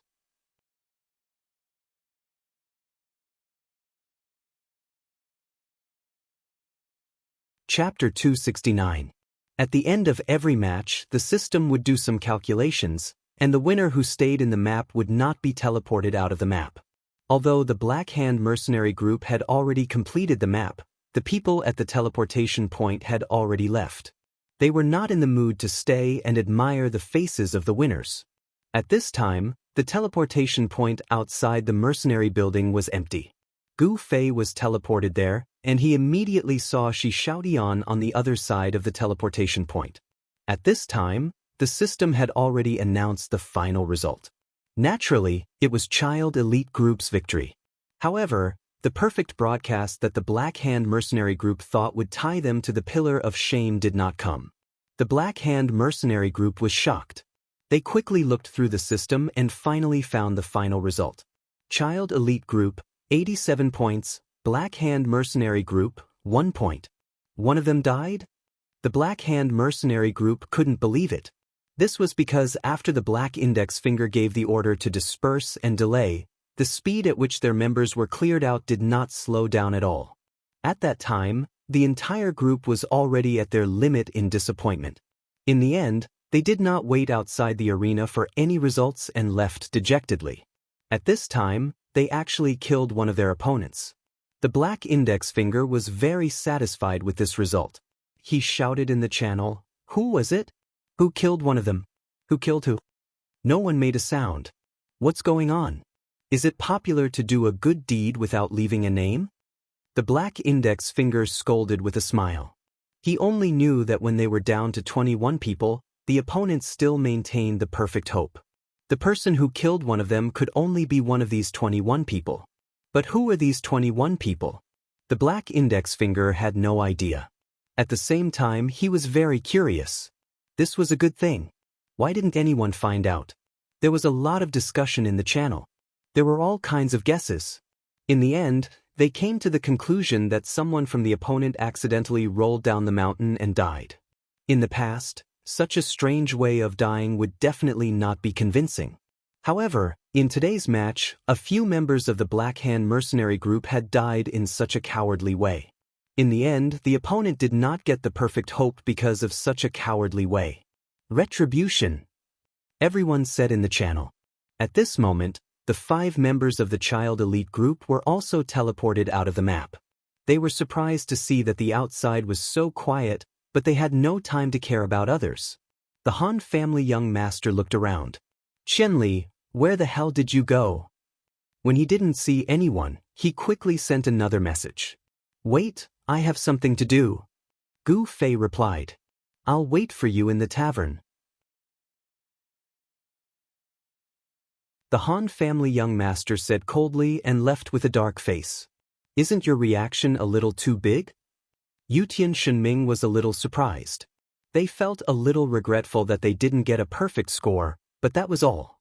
It was already a miracle for a 6-man team to win against 87 people. How could they ask for more? Young master is really a perfectionist. Brother, you sighed. A man who is never content is like a snake trying to swallow an elephant. Unscathed in battle said. "Sword Demon, talk to him," Yutian Shenming said to the Sword Demon. "Let's go to the tavern first," Sword Demon said calmly. At this moment, Gu Fei wasn't far from the teleportation circle. He just followed Shi Xiaotian to the street next door. "What happened? How did I die?" Gu Fei couldn't wait any longer. He had pondered this question 180 times along the way. He had considered all the details. He was sure that Shi Xiaotian didn't do anything strange at that time. He also didn't receive any attacks, be it from the sky or from underground. How did I die? He had chased Shi Xiaotian for almost 180 times. Damage reflection. Shi Xiaotian dragged him all the way to the other side of the street before answering his question. Damage reflection? What does that mean? Gu Fei asked. Haven't you played online games before? You don't even understand this? Shi Xiaotian rolled his eyes. Well, this is the first time. Gu Fei confessed. Shi Xiaotian didn't have a temper. He couldn't help but give Gu Fei a lesson. The reason is very simple. I'm wearing damage reflection equipment. The total reflection rate is 32% and the degree of reflection is 47%. In other words, when you attack me, there is a 32% chance of triggering this damage reflection. After the damage reflection occurs, 47% of the damage caused by your attack will be reflected back to you. This 47% damage ignores defense and resistance. So, you were killed by yourself, expert. Oh! Gu Fei understood. It was actually such a simple reason. As for his own damage, Gu Fei roughly calculated the sum of his equipment, skills, and attributes. 47% was enough to kill him. Gu Fei's HP was very low. He didn't have any equipment that increased his HP. He was worse than any mage. Wait, that's not right. Gu Fei had played the game for a long time. He still had some knowledge. If I killed you, it means that my overall damage is above your HP. Then, the damage I dealt to you isn't my overall damage, but your HP. You're an archer. Your HP should be about the same as a mage's. How can my HP be 47% of yours? Sorry, this archer added points to all of his HP, Shi Xiaotian said. All of his HP? Gu Fei was surprised. In the end, he came back to his senses. No wonder your movements are so slow. Well, I didn't think that all of my HP couldn't even take one hit from you. Your high magic damage really isn't just for show. But if you were a heavy warrior or a priest, you might be able to survive.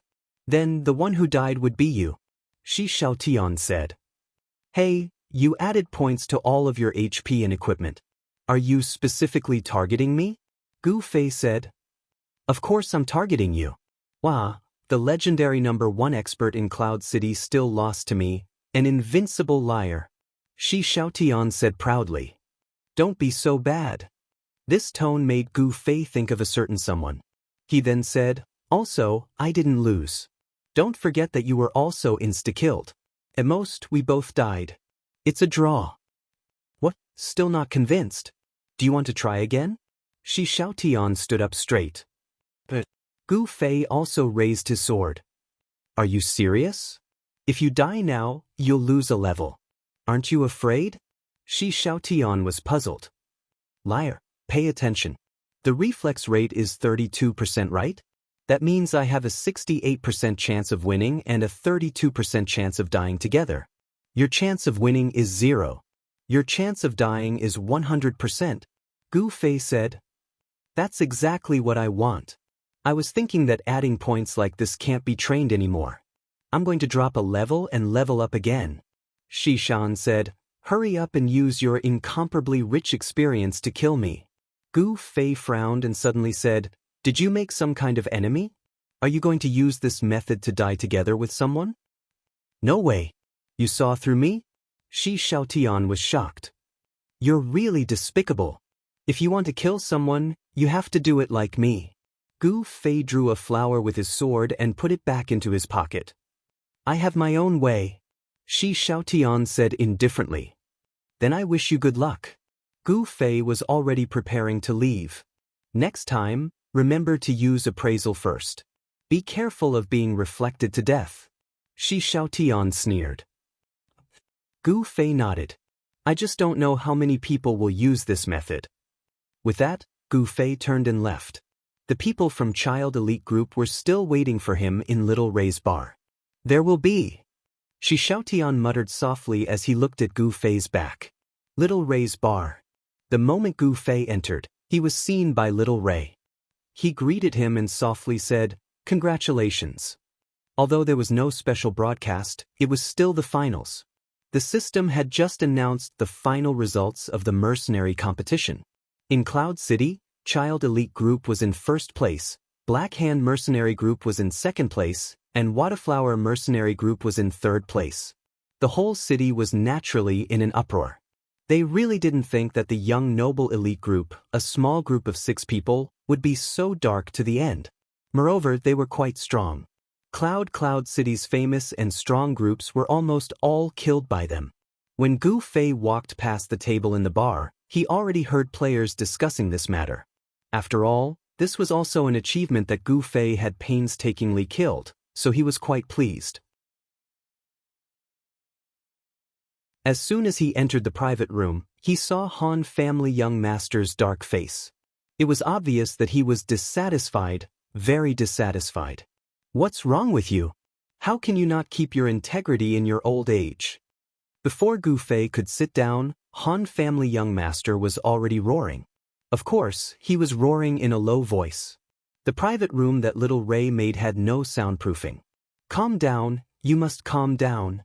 Yutian Shenming and Unscathed in Battle were actually trying to calm him down. This made Gu Fei very surprised.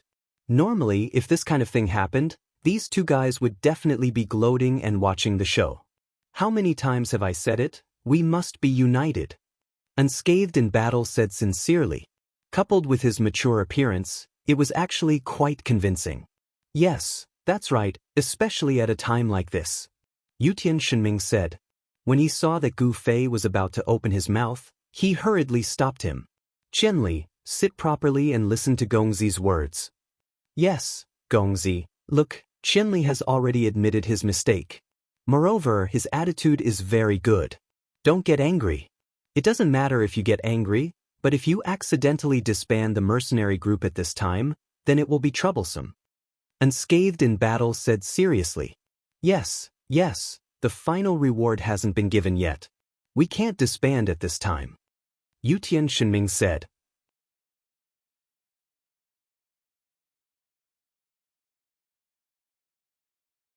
Chapter 270. The system announced that the reward would be given out after the guild competition, so the mercenary groups that finished the competition first had time to disband. After all this time, these two bastards were worried about this. Han family young master didn't know whether to laugh or cry. He couldn't let out his anger, so he looked at Gu Fei and started to speak earnestly. Do you know? Han family young master said gently, because of you, we lost the chance to get perfect.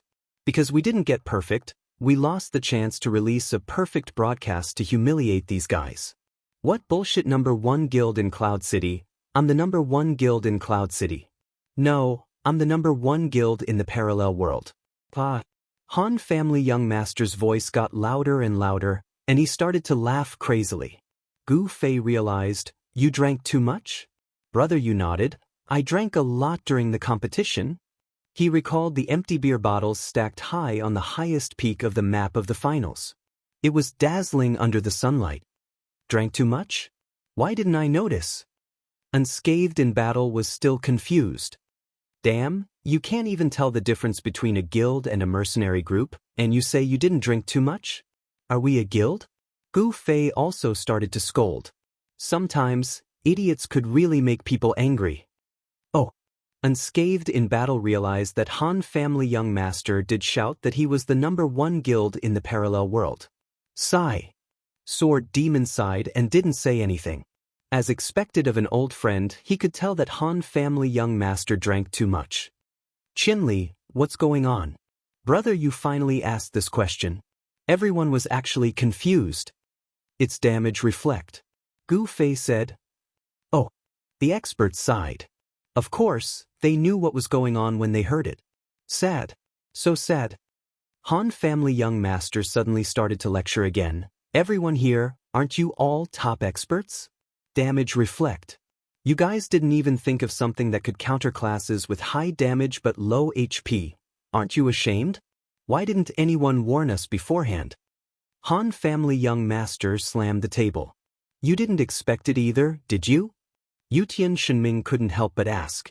Me? The Han family young master squinted at him. Would someone as pure and noble as me think of such a despicable thing? The Han family young master asked back in an extremely forceful manner. Everyone couldn't stand it anymore. I really have to give it to you. You're so narcissistic when you're drunk. Sword Demon, when will you wake up? Gu Fei asked Sword Demon. After a moment of silence, the Sword Demon said, it's about time. Actually, it's not a big deal to be in this state. It's just that you're a bit talkative when you can discuss things. Brother, you continued, damage reflection. I've never seen this type of equipment in the parallel world. Have you seen him before? Everyone shook their heads. This type of equipment is definitely based on probability and degree, just like fatal damage. Usually, you have to gather all of them in order to be effective. If the probability and degree aren't high, it'll be very useless. Moreover, in order to increase the effect of damage reflection, your own defense will usually be very low. In other words, you'll put yourself in a very dangerous situation first. In addition, there are currently no potions in the parallel world to recover from battles. It can be said that it's absolutely impossible to survive alone, brother, you analyzed. Moreover, Unscathed in Battle began to add, this type of equipment is very boring. To deal with the enemy has to attack you first. If it's a PK, wouldn't it be over if the enemy doesn't attack you? Therefore, you can only play dirty once without the enemy knowing. Once you've done it, you won't have a second chance. But in the parallel world, there's appraisal art that can appraise the opponent's equipment. What use do you think this type of equipment is? Speaking of which, Qianli, you don't use appraisal art much, right? Yutian Shenming suddenly remembered. Never, Gu Fei said. He had practiced appraisal art for a while, but now he had abandoned it. The few experts looked at each other and shouted in unison, that's fucking dangerous. You have to change such a bad habit. Unscathed in Battle said earnestly again. If your opponent knew that you have a bad habit of not using appraisal art, I'm afraid they would have used a set of damage reflection equipment to kill you. Yutian Shenming grumbled. Hey, speaking of which, if the person who killed you today had such a trick, why didn't he deal with you earlier? Why did he hide until the end? Unscathed in Battle was suddenly puzzled. Didn't Qianli and the other party know each other? That's why he did them a favor. Yutian Shenming suddenly beamed with joy. Which beauty is it? Have I seen her before? Gu Fei glared at him but did not say anything. On the other side, brother Yu said again, if he wanted to do them a favor, he could have just left after the battle ended. Why did he call Qianli over?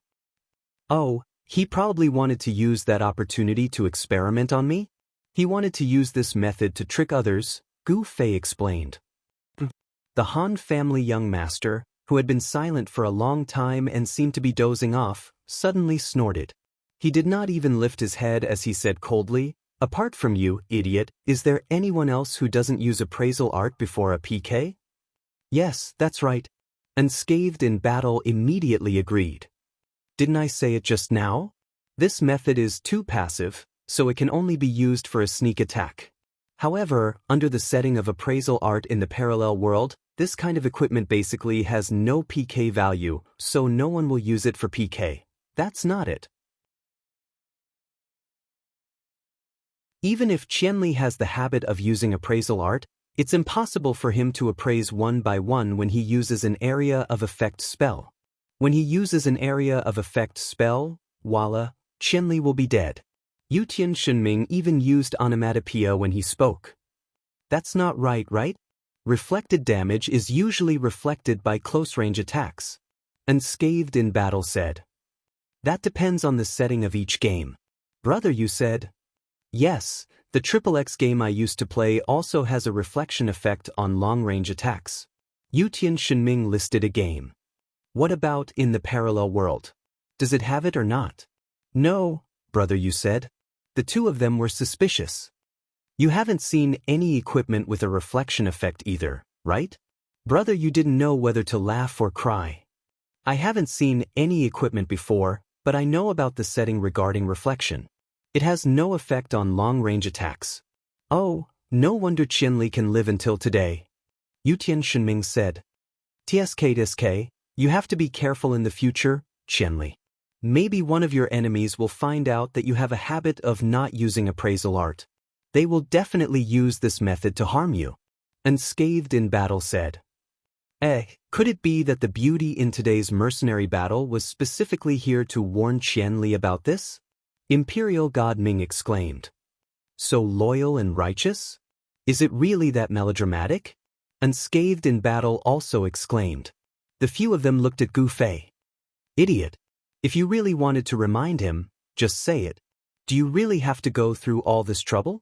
Han family young master suddenly said. Right. Unscathed in Battle and Yutian Shenming nodded. Unless. Han family young master didn't finish his sentence. Unless what? The two of them asked immediately. Unless she's afraid that you won't believe her words, Han family young master said. Then she'll put on another show? Wow, it's even more melodramatic than before. No way, no way.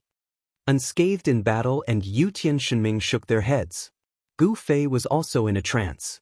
These two, one old and one young, were quarreling here and there, and this young master of the Han family was even half drunk and half sober. From time to time, he would come up with a sentence like a ghost, analyzing the ins and outs of the matter clearly and logically. Did this liar god really want to remind me about this? Oh, Yang Ming recalled that before he left, the fella seemed to have told him to remember to use appraisal art in the future. Although he said it in a mocking tone, according to young Master Han's train of thought, the mocking tone matched the situation. However, just as unscathed in battle and Yu Tianxinming complained, this was too melodramatic. This fellow was really bored. Gu Fei was a straightforward person. Since he had doubts, he immediately opened his friend list and was about to send a message, but Shi Xiaotian had already gone offline. The hour hand had just passed 9 o'clock, and the finals of the guild battle had begun. This also meant that the mercenary competition had ended. The students of the Ultimate Class 3 immediately sent in messages.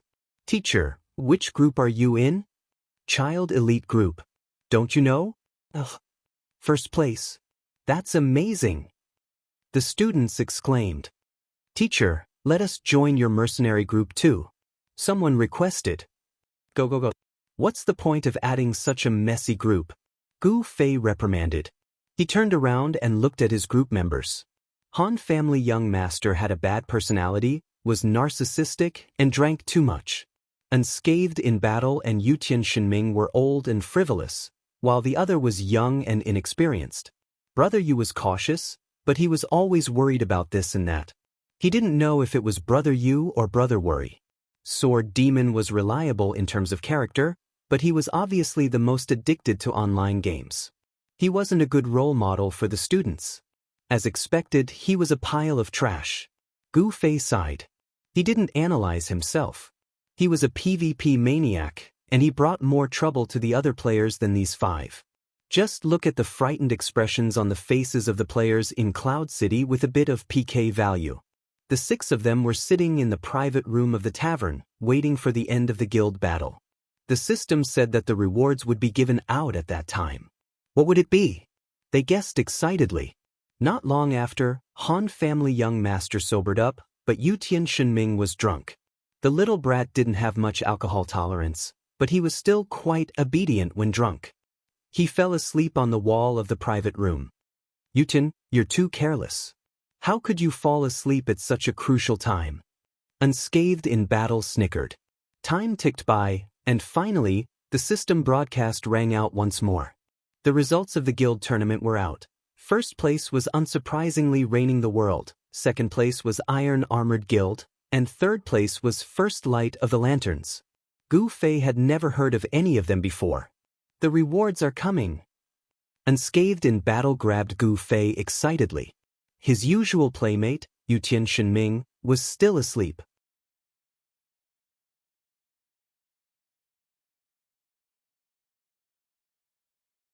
Chapter 271. Yutian, wake up. Gu Fei was kind and honest. He ignored Unscathed in battle's obstruction and forcefully woke Yu Tianxinming up. What's wrong? Yu Tianxinming's eyes were still drowsy. It's time to give out the rewards. The guild war is over. Gu Fei said. Yeah. Yu Tianxinming was instantly energized and jumped up in joy. Everyone looked at him with a smile. Suddenly, Yu Tianxinming's face changed and turned pale. He no longer had the energy to cheer and looked like he had lost his soul. I didn't go to the finals of the guild war? Everyone's faces changed and they looked at each other. Only Unscathed in battle buried his head in his arms and had a sneaky smile on his face. Yu Tianxinming didn't even have the ability to organize his words. I really did forget about that. Brother Yu said quietly. Sigh. Sword Demon sighed deeply. You shouldn't have forgotten. Gu Fei said. Yutian Shenming had fought his way through the two competitions. After the Mercenary War, the Guild War would be the next. He should have been used to it. Han family young master analyzed. He hasn't competed in 3 days. Also, he was too excited about the rewards. Also, he still needs to train his alcohol tolerance. Does the rules say that there won't be any special rewards if he doesn't show up? Sword Demon asked Brother Yu in a small voice. He was afraid that his voice would agitate Yutian Shenming. Of course. Why else would he arrange it on the weekend? Brother Yu also replied in a small voice. Yutian Shenming still stood like a statue with his hands clenched into fists. He was as terrifying as a silent lamb. Unscathed in battle was so happy that his shoulders were shaking. Gu Fei kicked him and said, "You remember, right? Why didn't you remind me? This is too much." Unscathed in battle raised his head in surprise. Then he quickly raised his hand and said, "I swear to God, I really don't remember this." "Of course, I'm happy that I don't remember. Yutian, I'm happy for you too." Everyone despised this unscrupulous fellow. "Sit down, sit down." Brother Yu pulled the wooden Yutian Shenming to sit down. Sigh. Sword Demon was sitting on the other side of Yutian Shenming. Obviously, he was usually quiet and not good at comforting people. They're announcing the reward rules. Brother Yu suddenly shouted. Everyone's attention was focused on the system notification, and Yutian Shenming also recovered a little. The first to be announced was the reward for the mercenary group competition. First was the 3rd place, a total of 6 random rewards. 3 of them would be directly sent to the pockets of the outstanding mercenary group competition participants according to the system's statistics. The other 3 would be placed in the mercenary building and distributed freely by the team. Additional experience and monetary rewards. 2nd place, 8 random rewards. 4 to be distributed by the system, 4 to be distributed freely. Additional experience and monetary rewards. 1st place, 10 random rewards. 5 to be distributed by the system, 5 to be distributed freely. Additional experience and monetary rewards. The system announcement was made to the entire server. The rewards were the most enticing part of the game. Announcing the rewards was both an announcement and a way to stimulate the passion of all players. How could the system secretly do such a good job? The players in the parallel world were all listening to the rules. After listening, the players in Cloud City had the biggest reaction. Was there a need to explain the reason? All the players in Cloud City now knew that their number 1 mercenary group, Child Elite Group, only had a total of 6 people. After the 6 of them split 1 reward, 4 of them could each get 2 rewards. As for the other main cities, there wasn't such a miracle. Most of the mercenary groups were level 5 mercenary groups, and the worst ones were level 3 mercenary groups. There were 60 of them, and even with 10 rewards, there wasn't enough. To the young master elite group, this kind of reward was a huge advantage. Damn, that's awesome. Unscathed in battle slammed the table and wanted to find someone to give him a high five. However, it was Gu Fei next to him, and Han family young master opposite him. They were both staring at him coldly. Unscathed in battle embarrassedly sat back down. Immediately after, the system announced the guild competition rewards. Obviously, the scale of the guild competition was far greater than the mercenary competition. It was also the highlight of this competition, and the rewards would definitely be more generous. However, the reward system would probably be the same as the mercenary competition. As expected, when the rules were announced, it was indeed the same as the mercenary competition. 3rd place, 30 random rewards, 15 to be distributed by the system, 15 to be distributed freely. Experience and money. 2nd place, 40 random rewards, split equally. Experience and money. 1st place, 50 random rewards, split equally. Experience and money. But apart from this, 1 more guild mission was given. This guild mission was something that the 1st place mercenary group didn't have. Just as the players were discussing, the system's voice sounded again. Players from the winning guilds and mercenary groups will be given 15 minutes to sort out their pockets. If the reward cannot be given out due to a problem with the pocket space, it will be considered as forfeiting the reward. At this time, the various large guilds and mercenary groups all began to get busy. However, with the setting of the pocket in the parallel world, no matter how big an item was, it would only take up one slot in the pocket. Therefore, as long as there was enough space in the pocket, almost no one had to specially sort out their pockets. Of course, there were a few people who fantasized about all the rewards flying into their pockets and clearing everything. 15 minutes was enough for everyone to communicate with each other.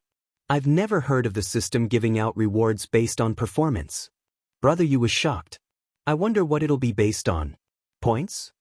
Unscathed in Battle said as he looked at Gu Fei with jealousy. In theory, it shouldn't be like that. It should be based on the effects of the skills in the match, combined with the class's characteristics and balance to come up with a unified standard. If it's just based on points, then it'll definitely be the Mage.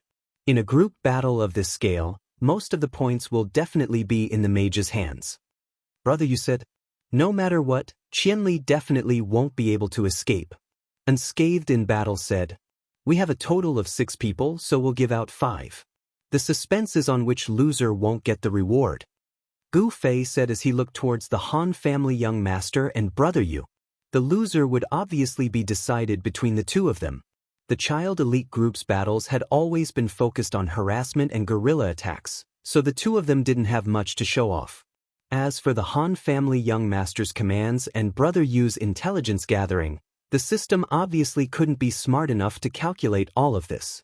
The two of them looked at each other. These 15 minutes were torturous for everyone. The child elite group was slightly better because the rewards were very generous, so they weren't that nervous. As for the other guilds and mercenary groups, they were all praying to the gods and praying to their ancestors, praying that the system god would look up to them. Although some people knew their own limits and knew how much they contributed in the match, they still had to have the right to chase their dreams. The 15 minutes finally passed. The system still announced the rewards to the entire server, regardless of whether the players could see it clearly or not. But just like what was said when the rules were announced, for the players who didn't get the rewards, it was a temptation and an incentive. The system only protected the players' privacy by not announcing the names of the players who won. In the private room of Little Ray's bar, there were a total of 5 clear, ding-dong sounds. The experts didn't lose their integrity at this time. They didn't rush to see what they got. Instead, they looked up and sized up everyone's expression. Unscathed in Battle's blank and expectant look had clearly betrayed him. The 5 of them burst into laughter and pointed at him. So you're the loser. Unscathed in Battle suddenly stood up. The rewards had been given out? The 5 of them nodded. Fuck, why is it mine? Why is it mine? Unscathed in Battle roared. Brother Yu, the king of intelligence, the king of statistics, and the king of data, started to analyze again. To be fair, you really didn't kill many people in the competition, right? And if there are some other factors mixed in, such as the time you participated in the competition, the number of deaths, and so on, you're at a disadvantage. Unscathed in Battle didn't say anything after hearing this. He really didn't kill many people, but when it came to dying, he was often the first in the team. Forget it. Since you didn't get this, you won't get one of the 5 free items later. Han family young master said. Then I won't have the chance to get 2? Unscathed in Battle said. Everyone looked at him and said, shameless. Come, let's see what it is. Everyone reached into their pockets. After taking it out, they all clicked their tongues in wonder. The system is kind this time. It's given out according to the class. Brother Yu said, Han family young master received a priest's staff, Angel's Deceit. Intelligence plus 10, Spirit plus 10, Constitution plus 10, Regeneration plus 20%. Skill, False Life. Instantly replenishes the target's life. Lasts for 30 seconds. After 30 seconds, the false life disappears. Skill cooldown, 2 minutes. After showing the staff to everyone, Brother Yu immediately understood. This skill is very sneaky. Watch me. After saying this, Brother Yu took out his reward, Twilight Sword. Strength plus 10, Agility plus 10, Constitution plus 10, attack increased by 35%. 10% chance of inflicting a weakening effect. This. After looking at it, everyone looked at Brother Yu. You changed your class to a Dark Paladin? Brother Yu nodded. Many of the Paladin's high-level skills are related to formations. I don't think our mercenary group needs these kinds of skills, right? You can choose what you want to play. Why bother about these things? Han family young master said calmly. Watching you guys slash and kill, sometimes I feel a bit envious. Brother Yu laughed. Brother Yu, you finally understood. Gu Fei was gratified. He had never been able to see through Brother Yu's playstyle. Brother Yu smiled and looked at Yutian Shenming. Yutian, what did you get? The reward didn't seem to lessen Yutian Shenming's melancholy from missing the finals of the guild competition. He still had an awkward expression on his face. Just as he was taking out the equipment from his pocket, 2 white lights flashed in the room. Everyone's expressions changed. What did you take out? Yutian Shenming was also shocked. Did he not see the equipment clearly? Was it a godly item?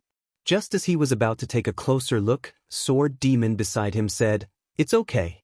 Wushang and I leveled up." Oh, the experience and money rewards have been announced? Everyone looked at their experience bars and money bags. They were all a lot more than before. Sword Demon and Unscathed in Battle obviously had more experience. This reward allowed the 2 of them to reach level 41. There was nothing strange about everyone's rewards. They looked towards the items Yutian Shenming had placed on the table. It was also a weapon. Moment of Floating Life. Agility plus 10, Strength plus 10, Range plus 5, Attack plus 35%, 10% chance of penetration. This. Brother Yu and the others were silent. In the end, he said, "It's hard to say which is better, your wind sniper howl." Yeah. Yutian Shenming nodded his head. His face was filled with hesitation. He was clearly having a hard time choosing. His wind sniper howl had agility plus 20, range plus 10, critical rate plus 15%, critical rate plus 15%, sniper enhancement plus 30%. Just from normal attack, Moment of Floating Life with its 35% attack buff was undoubtedly more advantageous. However, Wind Sniper Howl could be said to be an all-around enhancement to sniper skills. When using Sniper Howl, the damage output would undoubtedly be much higher. Use the 2 alternately. There's no such thing as a perfect equipment. Brother Yu saw Yutian Shenming place Wind Sniper Howl on the table and said to him. Yutian Shenming could only helplessly nod his head. Everyone's gazes fell onto the next person, Sword Demon. I'm very lucky that I didn't get a weapon. Sword Demon sighed as he took out his equipment. He already had Long Zhu Sai. That was a set that could skip levels. It was very clear that the equipment given out by the system was fairly standard. It was currently at level 40, so if he gave a weapon to Sword Demon, it would undoubtedly be a waste. The equipment that Sword Demon placed on the table looked like a piece of cloth. Of course, this was different from the masks that Gu Fei and the others usually made. This was equipment with stats. Assassin's Mask. Agility plus 10, Strength plus 10, Defense plus 10%, Stealth plus 20%. What a simple name. Everyone sighed. Stealth plus, how else can stealth be strengthened? Yutian Shenming muttered. Right now, no one has noticed any equipment or skills for stealth, so they probably don't think there's a need to strengthen stealth. Sword Demon said as he glanced at Gu Fei. Even though Gu Fei had told him that his counter-stealth didn't rely on equipment or skills, Sword Demon still wanted to know if this 20% would have any effect on Gu Fei. At this moment, it was Gu Fei's turn to display his equipment. He opened his palm and threw it on the table. This thing. Gu Fei's reward was a ring of thunder. Attack with lightning magic plus 12% chance. Lightning magic resistance plus 12%. Different equipment types had different judging standards. For example, accessories normally wouldn't have as many stats as weapons. This Ring of Thunder, even though it only had 2 stats, it was also a purple equipment. The system's evaluation of equipment's value was very different from that of players. It wouldn't consider the practicality of the equipment's stats. Taking Gu Fei's lightning suppression ring as an example, it gave Gu Fei, an electric mage, a reward that seemed to match his identity. However, after careful analysis, the probability of enchantment was basically useless to a normal mage. Other than that, it increased the resistance to electricity. Currently, it was obvious that the mage's job advancement was more water-type than electric-type. Therefore, water-type equipment was more expensive than electric-type equipment in terms of attack and defense. The value of the resistance to electricity was not very high. Players called this kind of top-grade equipment with very high numerical value but not much use in terms of stats, pseudo-top-grade equipment. However, in the eyes of the system, there was no distinction between true and pseudo-top-grade equipment. It only felt that this ring's double attribute value was very outstanding, so it gave this ring a very high evaluation and gave it to Gu Fei as the big prize. In the eyes of the system, the value of this pseudo-top-grade equipment was probably even higher than Sword Demon and Yutian Shenming. Fortunately, Gu Fei was a pseudo-mage. If it were other mages, they would have already started cursing and swearing. However, whether it was the eyes of the system or the judgment of the players, there was no doubt that among the 5 pieces of equipment, Han Family Young Master's magic staff was the best. However, if the quality of the equipment was related to the so-called system statistics during the competition, everyone thought that Gu Fei should have gotten the best one. How could it be Han Family Young Master? Everyone was very confused about this question. After a long silence, Brother Yu, who was good at statistics, realized the problem. I know. Throughout our competition, only Gongzi was fully diligent. Fully diligent? Everyone was stunned, but immediately reacted. In the first round of the mercenary competition, the teleportation circle was too crowded, and there was only one opponent. Therefore, the others were lazy and didn't go. Only Gu Fei and Han Family Young Master participated. However, one day, Gu Fei and Unchung Mutsu and the others were playing 100 kill outside the revival point, and missed one round as well. Counting in this way, only Han Family Young Master participated in all 10 rounds of the mercenary group competition. Just as absenteeism was the worst mistake at work, the system had also severely punished the others for not showing up. Although Han Family Young Master didn't have any great achievements, he didn't make such a big mistake. In the end, he was chosen as a good comrade and role model in the eyes of the system, and received the best prize from the system. Humph, very good, very good. Han Family Young Master said. The others were also speechless. They could only sigh at the unfairness of fate, letting this bastard take the big prize. All right, let's go see how the prizes are distributed.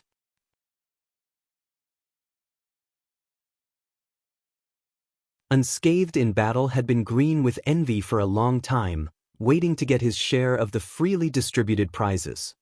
You're tuning in to the Passion Pages YouTube channel. We're so grateful for your support, and don't forget to subscribe to join us on this incredible journey through captivating stories. Your generosity through donations truly makes a world of difference, as it's the primary source of revenue that allows me to expand and enhance this channel for you. Thank you from the bottom of my heart for being a part of this adventure.